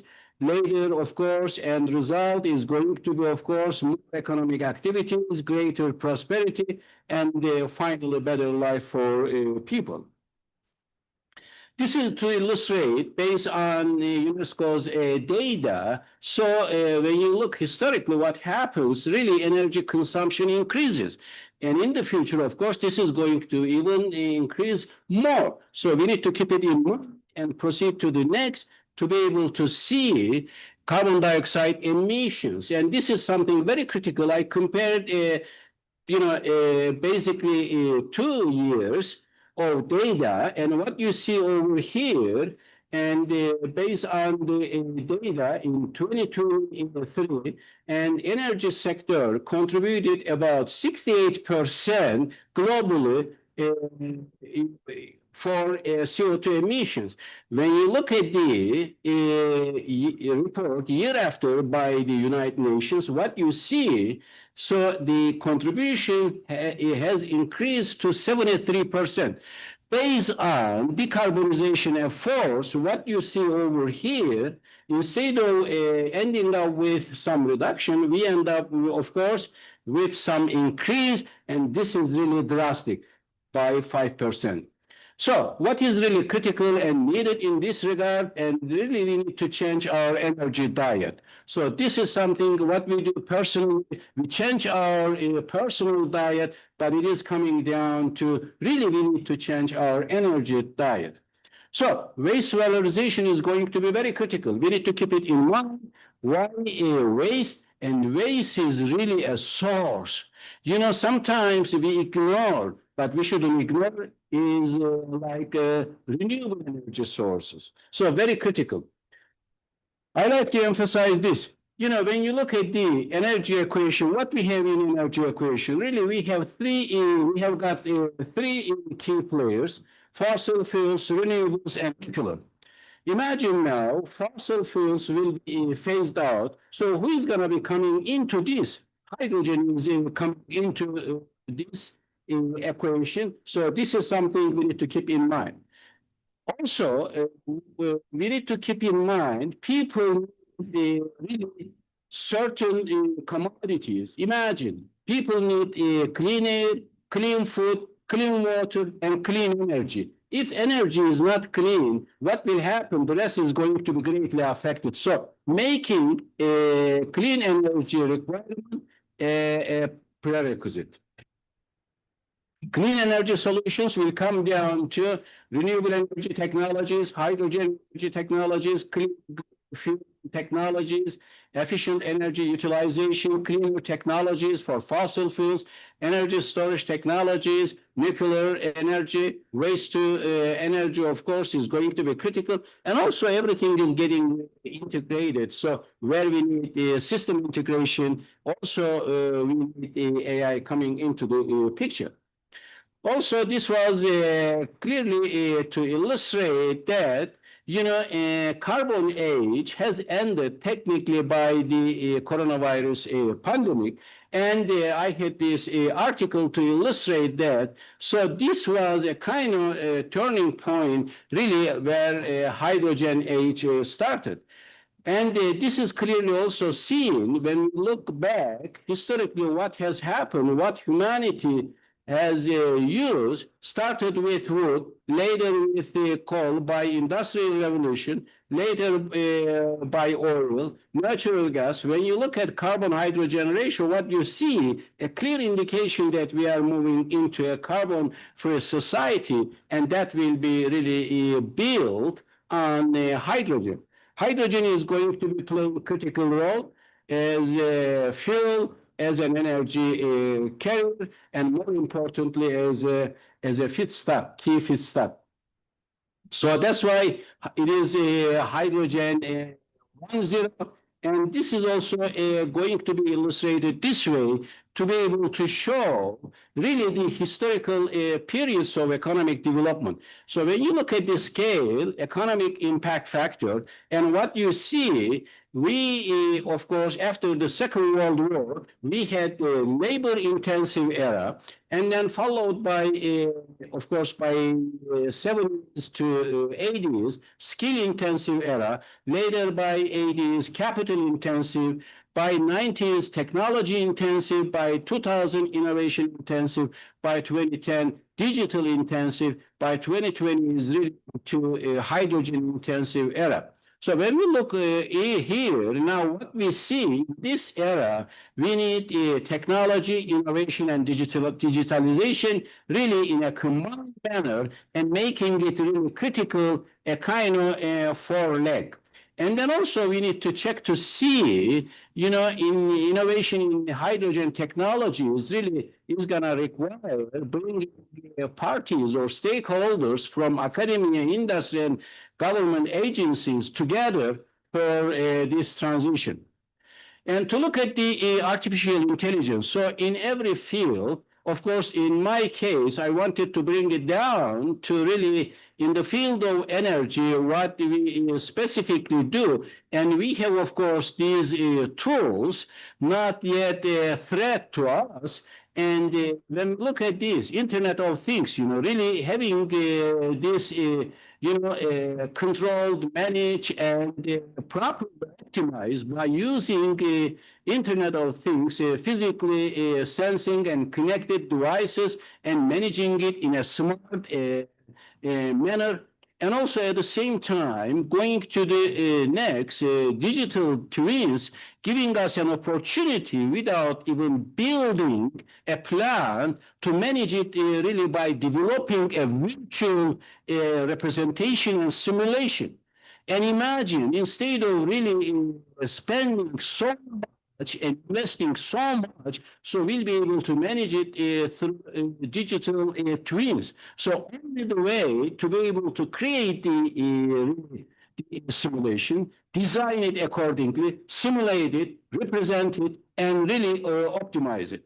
So the next is going to be really to look at the machine learning, and this has become very critical, and especially database prediction and decision support is really critical. I will be showing some examples as well, and deep learning even getting into a kind of more advanced patterns recognition and using data and training the systems and managing and controlling the systems really make this field unique with these tools.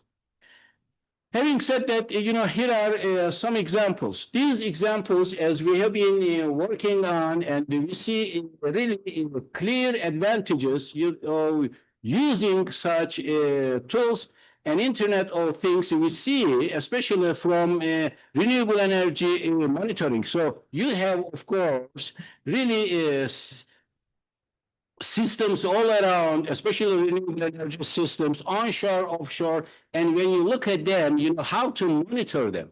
So this monitoring is going to be very critical. Next, asset monitoring, again, related to energy systems and applications, smart metering, grid monitoring, and you look at, of course, the way we develop our energy management applications, where we have really now smart way of checking and controlling, you know, energy systems in buildings and houses, so becoming very important. Similarly, coming down to energy storage monitoring, and also EV charging, and you look at fault detection. So all of these now managed through the internet, so becoming very critical.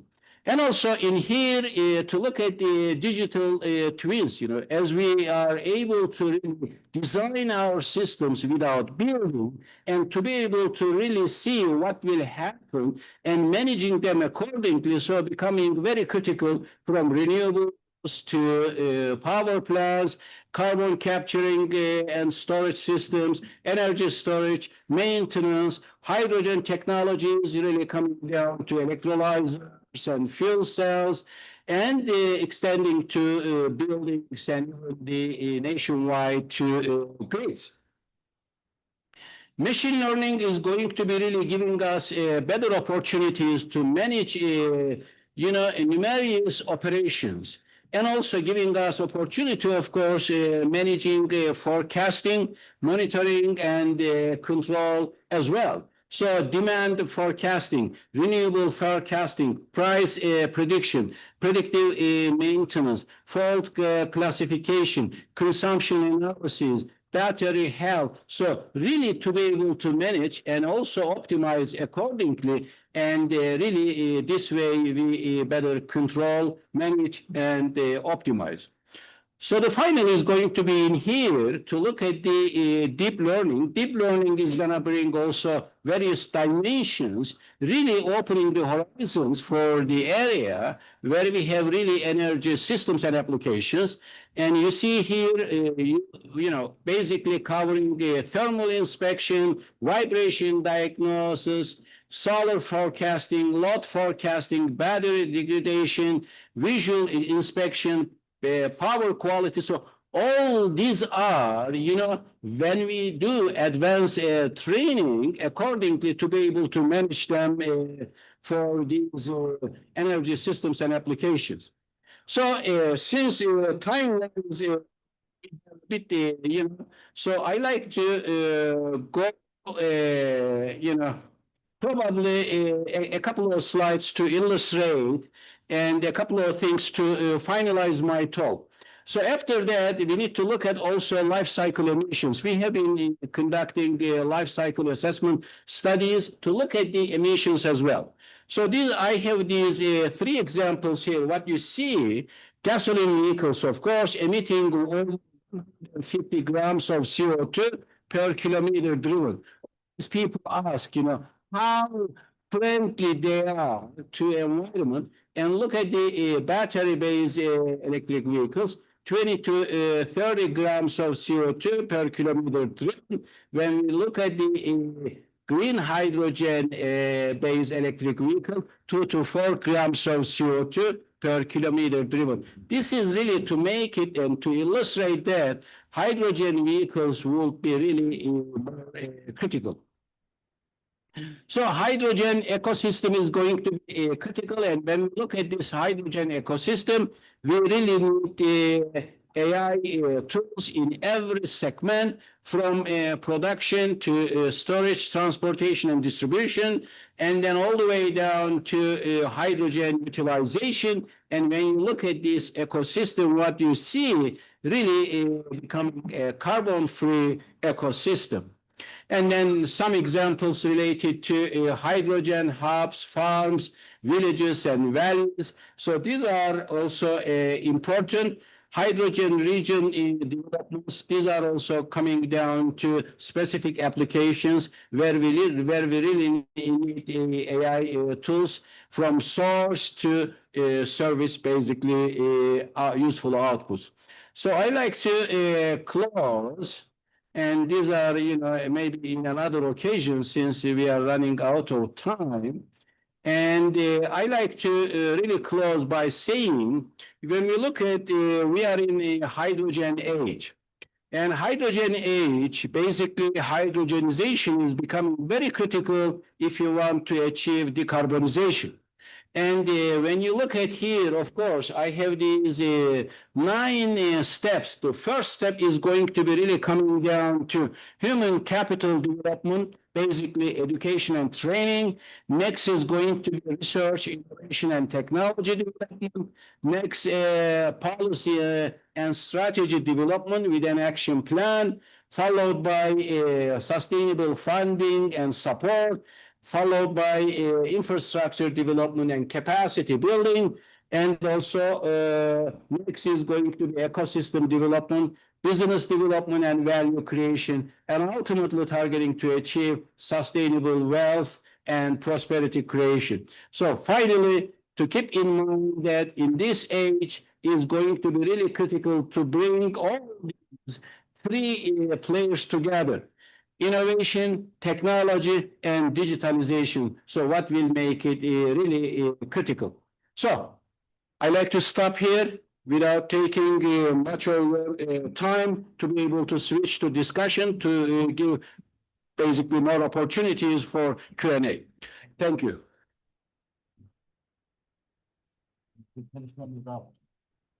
We have, okay. But anyway, I made it in 13.5 minutes. Yes. In our session, the last speaker is Professor Halit Yanıkkaya from Gebze Technical University. And his topic is from automation threat to deep complementarity, the polarization of AI use in occupations in Turkey. Professor Halit Yanıkkaya is professor of economics at Gebze Technical University. He received his PhD in 2001 from the University of Delaware. He is associate member of Turkish Academy of Sciences. His research area includes growth economics, development economics, international trade, global value chain, instructional economics. Professor Yanıkkaya has an extensive publications with a lot of citations in leading journals such as Journal of Development Economics, World Development, and Economic Modeling. His recent research explores the implications of GVC participations for sectoral productivity, technology exports, and environmental outcomes. Thank you very much, sir. Hocam buyurun. Good afternoon, everyone. Let's start with this. The AI is kind of general purpose technology, and this is the first time that we have seen the technology affecting our life from top to bottom, every kind of society, occupations, economics, and everything. So we have seen those changes in the time for at least 200 years. But this time is going to like present effect on our societies, how we do certain tasks, what kind of skills actually. So in this case, there is a general purpose technology coming to us, and we have to adapt those technologies. So in this case, just considering the effect on the society, especially on the labor markets. So this thing to since our occupations, our jobs, our tasks are highly exposed to AI, so we expect to affect us basically in three ways. Is going to us more effective, productive, somehow destroying our jobs, or create new jobs that we haven't seen at the early times. So we have to change our skills and abilities to adjust to technologies. That's the main idea here. So this is a purely empirical work. So I basically try to understand that what are the effects of the adaptation in Turkish case, considering the demographic factors, certain digital infrastructure factors, and certain occupational characteristics. These are the contributions that I'm going to skip it, because basically I'm going to show you the result, regression result. So especially effect of AI on labor markets issue, the early studies are mostly macro studies, considering countries, considering systems and patterns and all those things, whether the countries have certain digital abilities and what kind of effect on the and so on and such. These things, but the macro studies is not suitable to understand what's going on in the micro data, what's going on in the actual occupation or actual task that we have to change, we have to adjust to the new technologies. So basically, There are a lot of studies. They develop certain indices to understand that what kind of occupational tasks are exposed to, what kind of technologies and those things. Basically, task-based indices are heavily literature. Most of them studied on the United States, European, certain countries. And in this paper, in the first time, I basically text what are the occupational exposure of the Turkish labor market. So our main data sources is the household individual ICT survey. This is available since 2005. But, the AI questions are at the latest is. So this is a cross-sectional data. I might have to say that I cannot claim any kind of causation analysis in this case. Just we have to say that this kind of associationship or some kind of correlation that we can claim, at least at this point. So this is the question as you see in the survey. Have you used any generative AI tools? If you say yes, is one. If you say the last 3 months, if you say no, this is 0. And if you say yes to generative AI use, you ask what purposes that actually you use, like personal, educational purposes, or some kind of job-related purposes. So this is the basic, as you see, this is the data. You see that this actually have 25,000 individuals, but I only take the sample who has the occupational data, ISCO codes, because without the occupational data, I cannot say anything about it. So as you see, is the 70% are male, which is exactly the same in the Turkish labor market. The first is the 7%. Average age 40. Household ICT access. This is the one that I created. If you have a computer, laptop, some kind of tablet, all those types of infrastructure units, you have the ICT access. Digital skills. There's a 9-question set in the survey asking for you certain kinds of digital skills. If you have this one, education, you see that almost half of them are high school or vocational school graduated.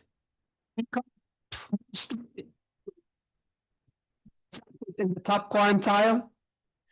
The AI use, 20% says that I use AI at the last 3 months, and 16% personal use, 10% professional use, and 4% for educational uses. Then I take this on the database, and I'm sure who are working on the labor market knows this database. This is the states labor services created definition and describes for the United States. So for the task that describe the occupation in the United States, the one is thinking creatively.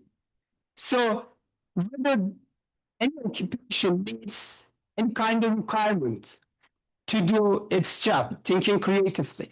So it is a scope.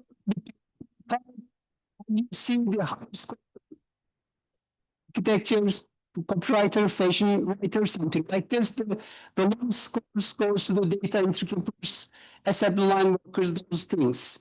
So we have, by using this data, these codes, I have calculated the created score for the Turkish occupations. Then using the same data, occupation task, let me see, this is something like this. These are the 40 tasks. These at the left, you see high exposure task, medium exposure task and the low exposure task. This is it. And in this case, for the Turkey, the contract salesperson is the highly AI exposed job, and the electrical engineers at the top, and we have almost 300 occupations actually ranked by this index. So then I calculated the exposure index high, medium, and low for the Turkish labor markets. Basically, this methodology product is either 1 or 0. If you use AI, use it. You created this course. So at the earlier technologies, you see that technology mostly affected certain tasks. Those are automated, and those people are most likely to be skilled labor.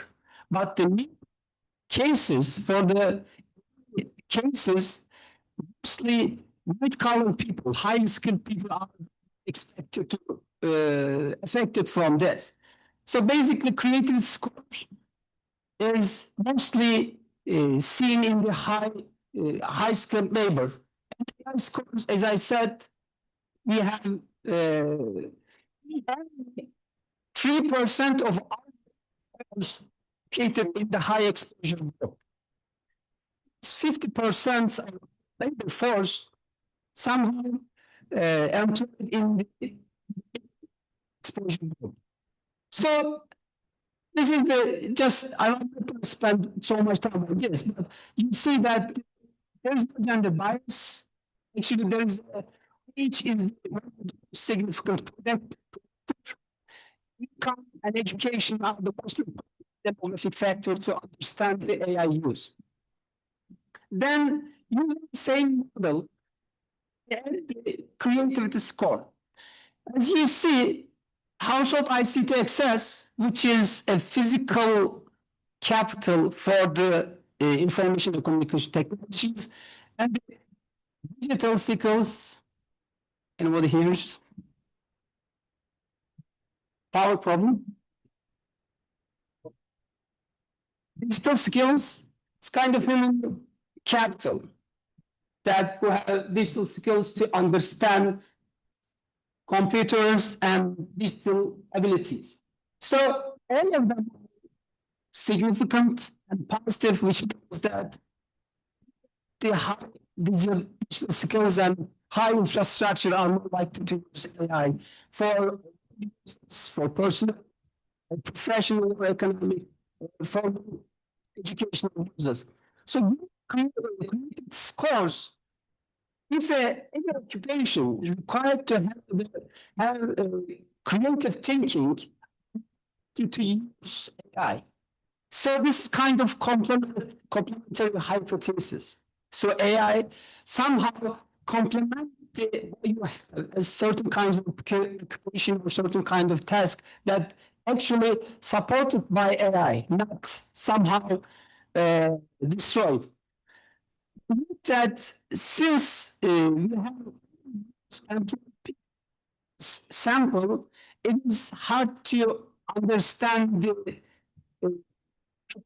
effect. Actually, we cannot see that AI cause some kind of destroying job. But this sample, I cannot say anything on this. But at this point, I can say that there's a complementary cases. AI complements certain skills. And those people's then the high exposure groups. So the low exposure is, so these things says that who highly exposed as a occupation are likely to use AI. The only exception is the formal educational users. So who creative sectors as a occupation likely to use AI. There's something that there's some kind of substitution effect, or something like that, those people who have creative jobs are less likely to use the AI. Then I creative scores and exposure scores at the same time. At the top, you see the point estimates. At the bottom, you see the average marginal effects from the profit estimation. These are these numbers says that, for example, at the overall use case, creative scores means the 1% change. I'm sorry, 1 point change in creative score to 2 increase 3 percentage point, not 3%, but 3 percentage point, like 3 to 6, something like this. So it is very high effect. I mean, it's true for purposes, so professional education purposes, the AI creative scores increase the using. As you see, if occupation is highly exposed, in this case, person yes, positive effect. But the professional see that the people exposed highly are not likely to use AI. But as I said at the couple of minutes ago, most people are in exposure cases, 3% are actually in these cases. So this column, you see, 25, it says that in this case, people highly exposed to AI are less likely to use AI by at least 25 percentage point. This is huge effect, and somehow, in this case, this might cause a problem, at least since we're in the education sector. For the household ICT access and digital skills also having the same and still having the positive impact. So what we have, basically, age is the most important factor using the considering the probability of using AI. Gender case, there is no gender bias. Basically, it doesn't in the case of using AI, it uses the same. The only exception is that if you're using educational purposes, female are more likely to use the AI, male the less use. University education being in the Istanbul, the top quintile is the best, is the very strong predictor of AI use. Considering the access to ICT, access to digital infrastructure and digital skills are mostly positive impact and fundamental prerequisite for the user. Creative scores and exposure risk, I include them at the same time. Both are significant, which means that people who are in the highly exposure occupations are likely to use AI. But at the same time, if your task somehow requires certain creativity skills, also are likely to use something like this. So basically, our result support the complementary hypothesis. So at least we don't see that much negative effect, like destroying jobs and everything, something like this. Given that 50% of the Turkish labor force in the is a good result. We don't see that much displacement effect, at least this 1 year cross-sectional sample, we cannot see this. Demographic effects are important for the using, but also the other capital and physical capital in terms of digital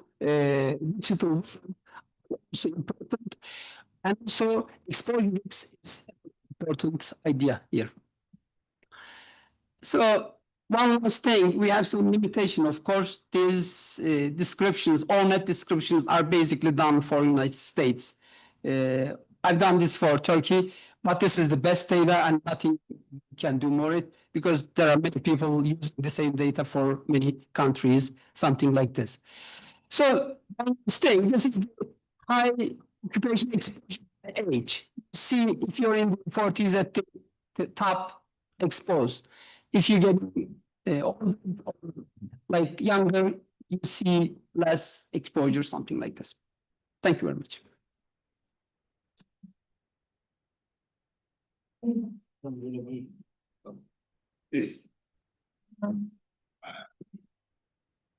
Thank you, Professor Halit, for your presentation. I'd like to invite other speakers in this session to receive questions.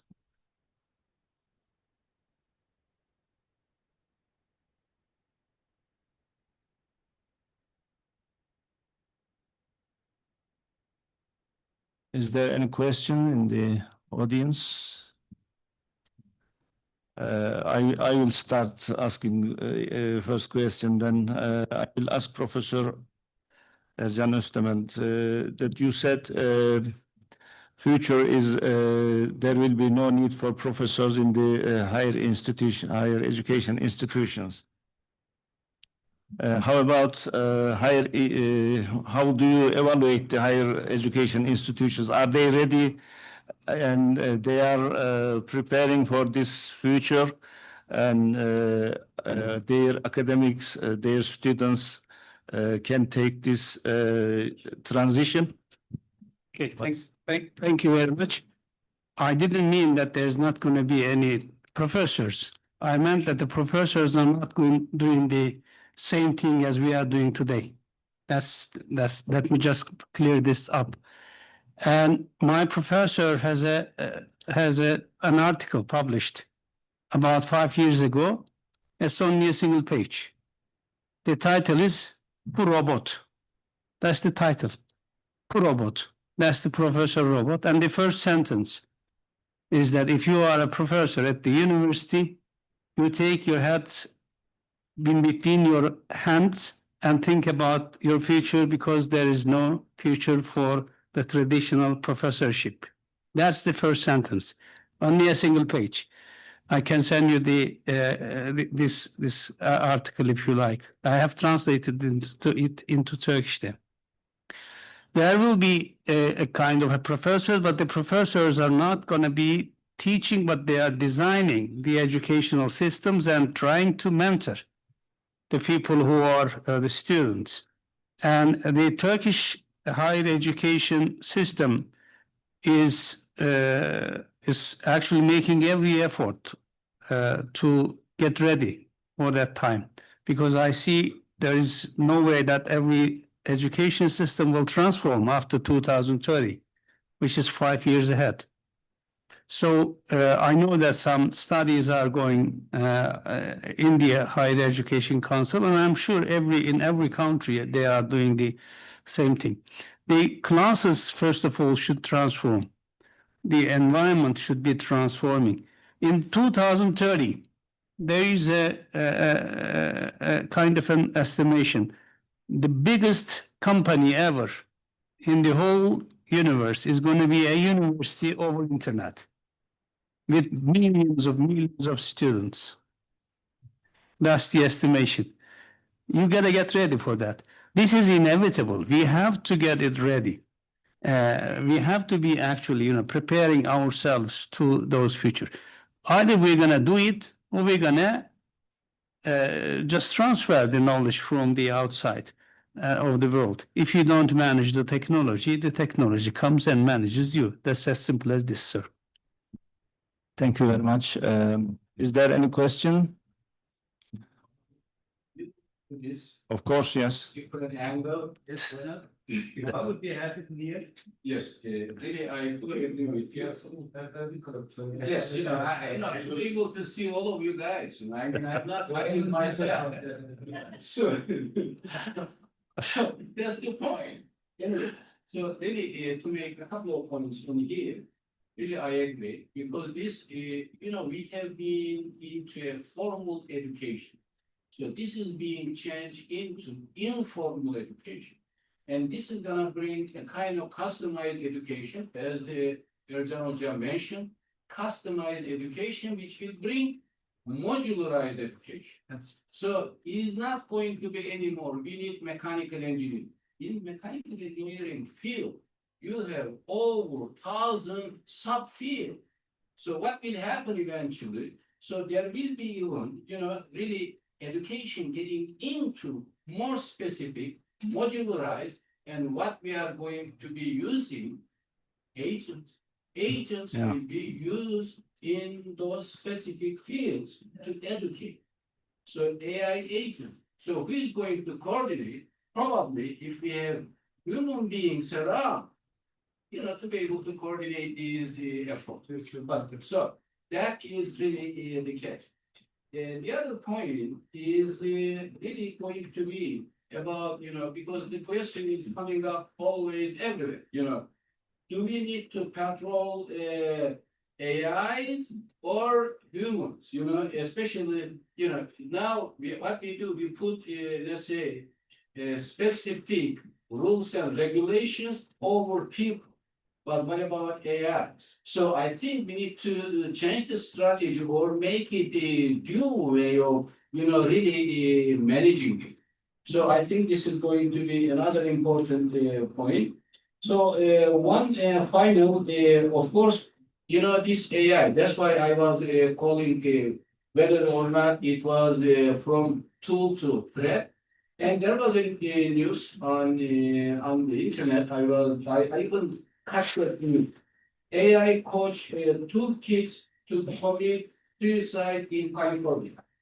So it is a big court case, and now they were trying to handle this, and they didn't know whom to blame. So you see, we have such a threat as well. That is very critical. Anyway, thank you. Okay, thank you very much for your contribution. If there is not any questions from the audience, I will just ask a very small question to Sinan Hocam. You are using AI tools in your department, but how wide it is used in Gebze Technical University? For example, in engineering departments, are they all using AI tools to teach students? Is it? You can take this. Okay. Thanks for the question. Unfortunately, no, this is just, we are testing some ideas and there is big resistance actually. I mean, it is not just AI use in the assessment of the student, it is AI use in the classroom. I mean, the approach is kind of, the students will learn AI tools and I know what I know already. So they will be like a mechanical engineering using AI, but I don't know AI and I don't like to learn AI. So that's kind of the approach that we are trying to deal with. But I mean, as George just said, I mean, if you don't adopt, the technology will adopt you and that will eat you. And academia is someplace where people are really, I am criticizing myself here. We are really conservatives. I mean, we don't like to change. Because I spent 30 years on this area. I'm not going to change the way I do my research or teaching, right? Yeah, so that's what's happening. But it's going to change once the people start realizing the benefits of it. Of course, there will be challenges and there will be problems. We have to deal with them, but the only thing that we can do is close eye on AI and try to do whatever we were doing like 20 years ago, 10 years ago. Thank you very much. I just want to make an extra comment, being a pioneer is not easy, really. It's a very challenging. You got to make all investment by yourself alone. You got to face all the challenges, all the resistance inside the enterprises or community. It's not easy, but I'm pretty sure there are so many companies now working on generating agents. And in 2027, 2028, there will be thousands of agents coming out, and you will only be paying just a dollar to get a single agent working for you. Now, if you want to develop that dollar, you got to pay $10,000. but after 2 years, you will be only paying a single dollar, even sometimes later 10 cents or something like that. But there will be thousands of agents available for you to form your education system. And I'm sure some of the AI companies, they are intentionally announcing that AI is dangerous and so on and so forth, but they are developing agents behind to be on the, having a competitive advantage. They are actually preparing the systems. And I'm sure there will be education systems, virtual education systems, virtual labs, virtual mentors, agents as instructors capable of teaching the same topic in different ways to the different students. If I remember, I was doing a research, 10 years ago, I just learned that there are 11 patterns for a human being to learn. Every human being is actually having a single pattern of learning. And there are 11 of them. Maybe there are 15 of them now, maybe a lot more than, There was only 11 at that time, sir. I don't know if, I have to do the same analysis again, because that was the research at that time was actually trying to, measuring the performance of the students over a distance-based education. That was the study. My PhD student was doing that. We found out that at that time, there were 11 patterns. Anyway, even if there is more, it doesn't matter. If you can do 11 patterns, that would help to the society. Anyway, I am sure there are plenty of agents coming, and then we shouldn't worry about the technology or infrastructure. Thank you. Thank you very much. Yes, please. Let me myself first. I am a teacher from not from academy. I want to ask such questions. We as teachers try to integrate AI in our teaching math process, but how can higher education better partner with lower education institutions to prepare our students to be more effective in using AI, or maybe to ensure a transition from early AI exploration to advanced AI frameworks? Is it possible for higher education institutions to have a partnership with lower education institutions to make this conscious use of AI and what to do? Because as far as I observe, our students are not good at using the AI. They are technical or counting skills. What can be done for such a situation? Okay, thank you very much. Jump next. Shortly speaking, if I get the questions right. So education is not a higher education, right? It's an integrated educational system, starting from primary school, even pre-primary school, up until the post-graduate studies. So we have to consider them all. And AI is not touching only higher education. It is touching to these students, to the kids. My daughter is a medical doctor, and she says that when there is patients coming in, they ask the questions to ChatGPT. Bloody hell, what's going on? So awareness should start from primary school, to my understanding. Awareness of AI, awareness of, and also the education should be actually developed as in an integrated manner. Actually, official bodies implementing a strategy. I think there is a need for an educational strategy for the future.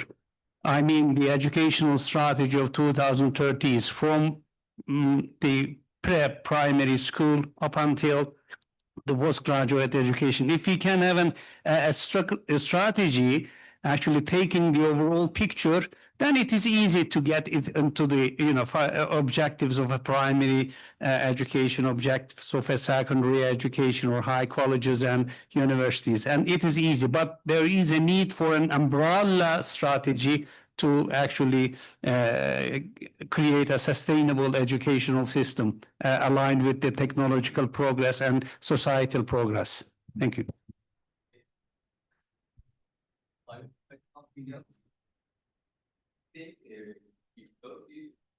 There is a big gap, maybe like a big higher education are a big gap isolated from the lower education institution. There is that collaboration between historically see how can it be established? Yes, that is a big discussion. Maybe should be done in elsewhere. If you are here from Ministry of Education, that means we are started to get in touch, okay, to get in line, right? Okay, I think, is there any, okay. Building online education. Right now, I don't know whether or not we have checked, there is EDX, WWEDX and IDNet or how. So what happened, over 60 universities, including MIT, Berkeley and Harvard, all these and also international and some other universities got together and formed this online education. Really, basically giving the diplomas and certificate, and they have so many programs. They have over 10,000 programs, and they have been offering it, and they are ultimately targeting to globalize this education under their umbrella. And that's why we don't have any university yet into that, but this is also very difficult to be part of this. No, it wasn't there, unless, during the past few months, they got into. But this is something they have got a reputable university. Thank you very much, dear participants. I am signaled that we are over time now, so so I will present the certificates for the presenters. Then we are closing this session. Thank you very much for coming for the session. Actual set. Still get actual set. Hocam öne gelirsen.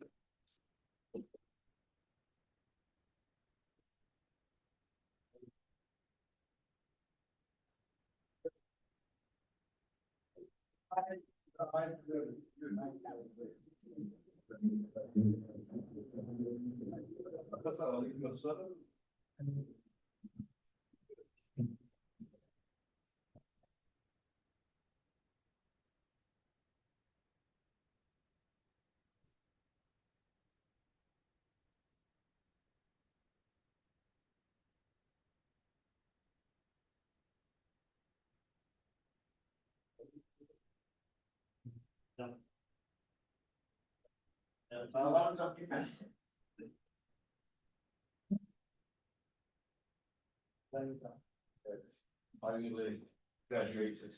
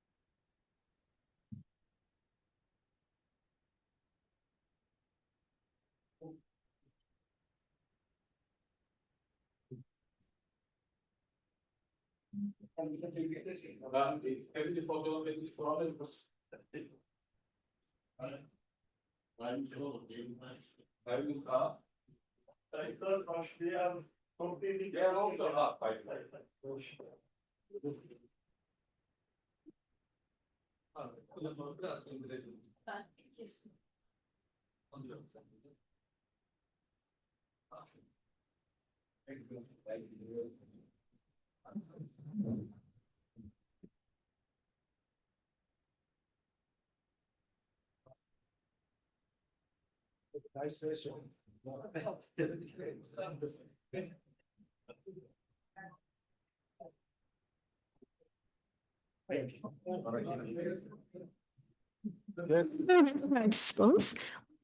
proceed to the evaluation session.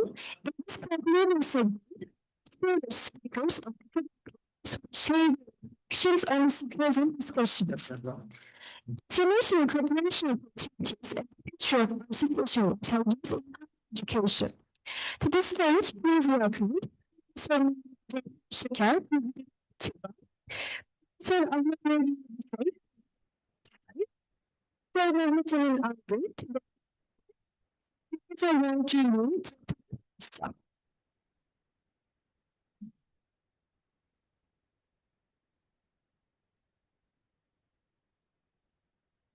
Thank you very much. So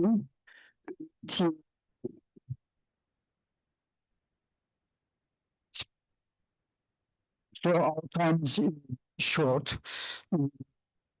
So I'm speakers.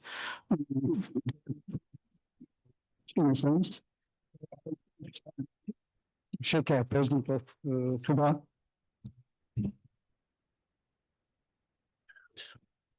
Briefly and quickly, I would like to summarize the yesterday and today's sessions. Applications being implemented across different areas of higher education are truly promising. The examples shared yesterday and today by our panelists from various disciplines within the scope of this organization have clearly demonstrated that artificial intelligence is no longer merely a topic of discussion or debate. It has rapidly become a technology that is finding a practical applications and integration into our daily lives. At this point,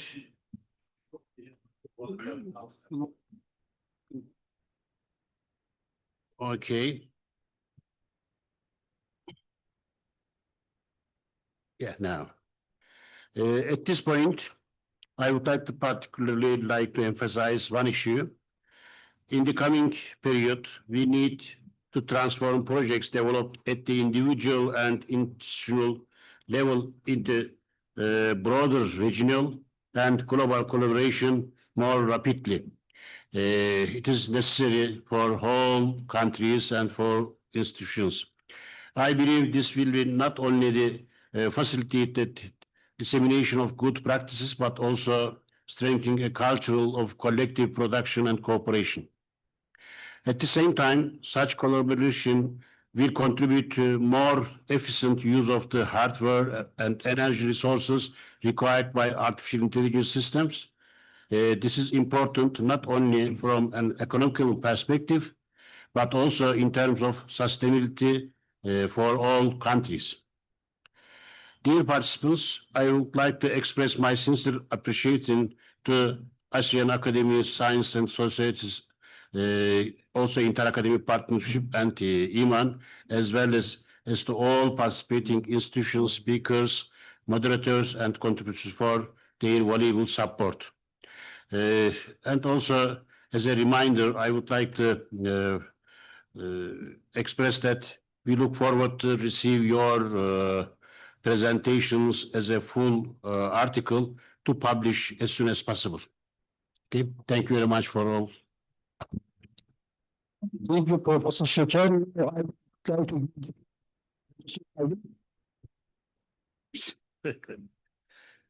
thank you very much, dear President. I just give 2 sentences about this AI in higher education. A few months earlier, we had a meeting with Professor Aziz Sancar with colleagues from TÜBA. And one of the colleagues asked him what he is thinking about AI technologies. And he said they had a project in his lab, and they worked 5 years to solve the problem. But later, similar problem was solved by other people using AI technologies only a couple of days. So AI is, of course, helpful and it puts you in one of the presenters told us yesterday that put your minds away, minds ahead of the colleagues who are not using AI technologies. So this should be integrated into higher education curriculum and education system, as well as the research and development system. But I think at the moment, only we heard about colleagues or professors from computer engineering departments. They are using effectively these technologies, but it is not commonly used in the universities. So in higher education institutions, probably the people should consider this and make progress about this issue. Thank you very much. Thank you. Yongsho is the director of ASA. So, Peter, to talk here, but anyway, I just came. And, I think this is a very exciting topic, artificial intelligence in higher education. And I attend many meetings, but also through my lifetime, I witnessed many innovations. But artificial intelligence is the one which really change our tremendous change in all the respect of our life. For example, I witness quality control, finance, but that's not just we can manage, but AI for higher education. AI seems to be that it change how teaching for 40 years, but I attended this seminar, I feel like if I become assistant professor again, I'm not sure what I can survive. But I think we should learn AI to do for our future. And I think ASA should prepare, okay, forthcoming seminar on this subject. And also, the politics will change also tremendously in our lives. So we should watch this area, and ASA will be very interested in keep doing this kind of conference. And I'm really full appreciate Professor Tuba and Nuri to organize this wonderful conference. Thank you. Thank you very much.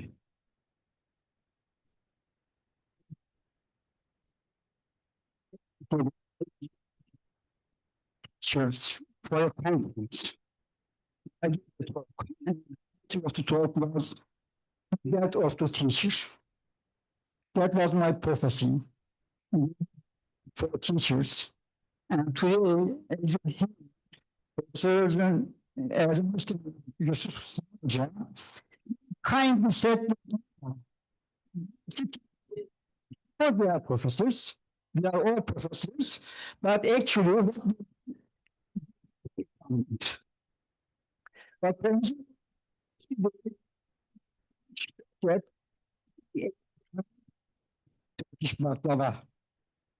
so you better think about your future, especially young people. Anyway, joking apart, it had been a nice conference, and I learned a lot as a social scientist, so I'm not familiar with this AI technology, so I learned a lot. I would like to thank Professor Sheker and the staff of TUBA for hosting this. ASA and TUBA has always been collaborating, and I hope it will organize more conferences in Turkey and somewhere else. Then it is probably an announcement.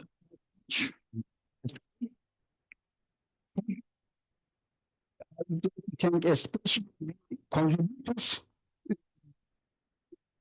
your finalized paper and thank you. Again, if you are going to make it-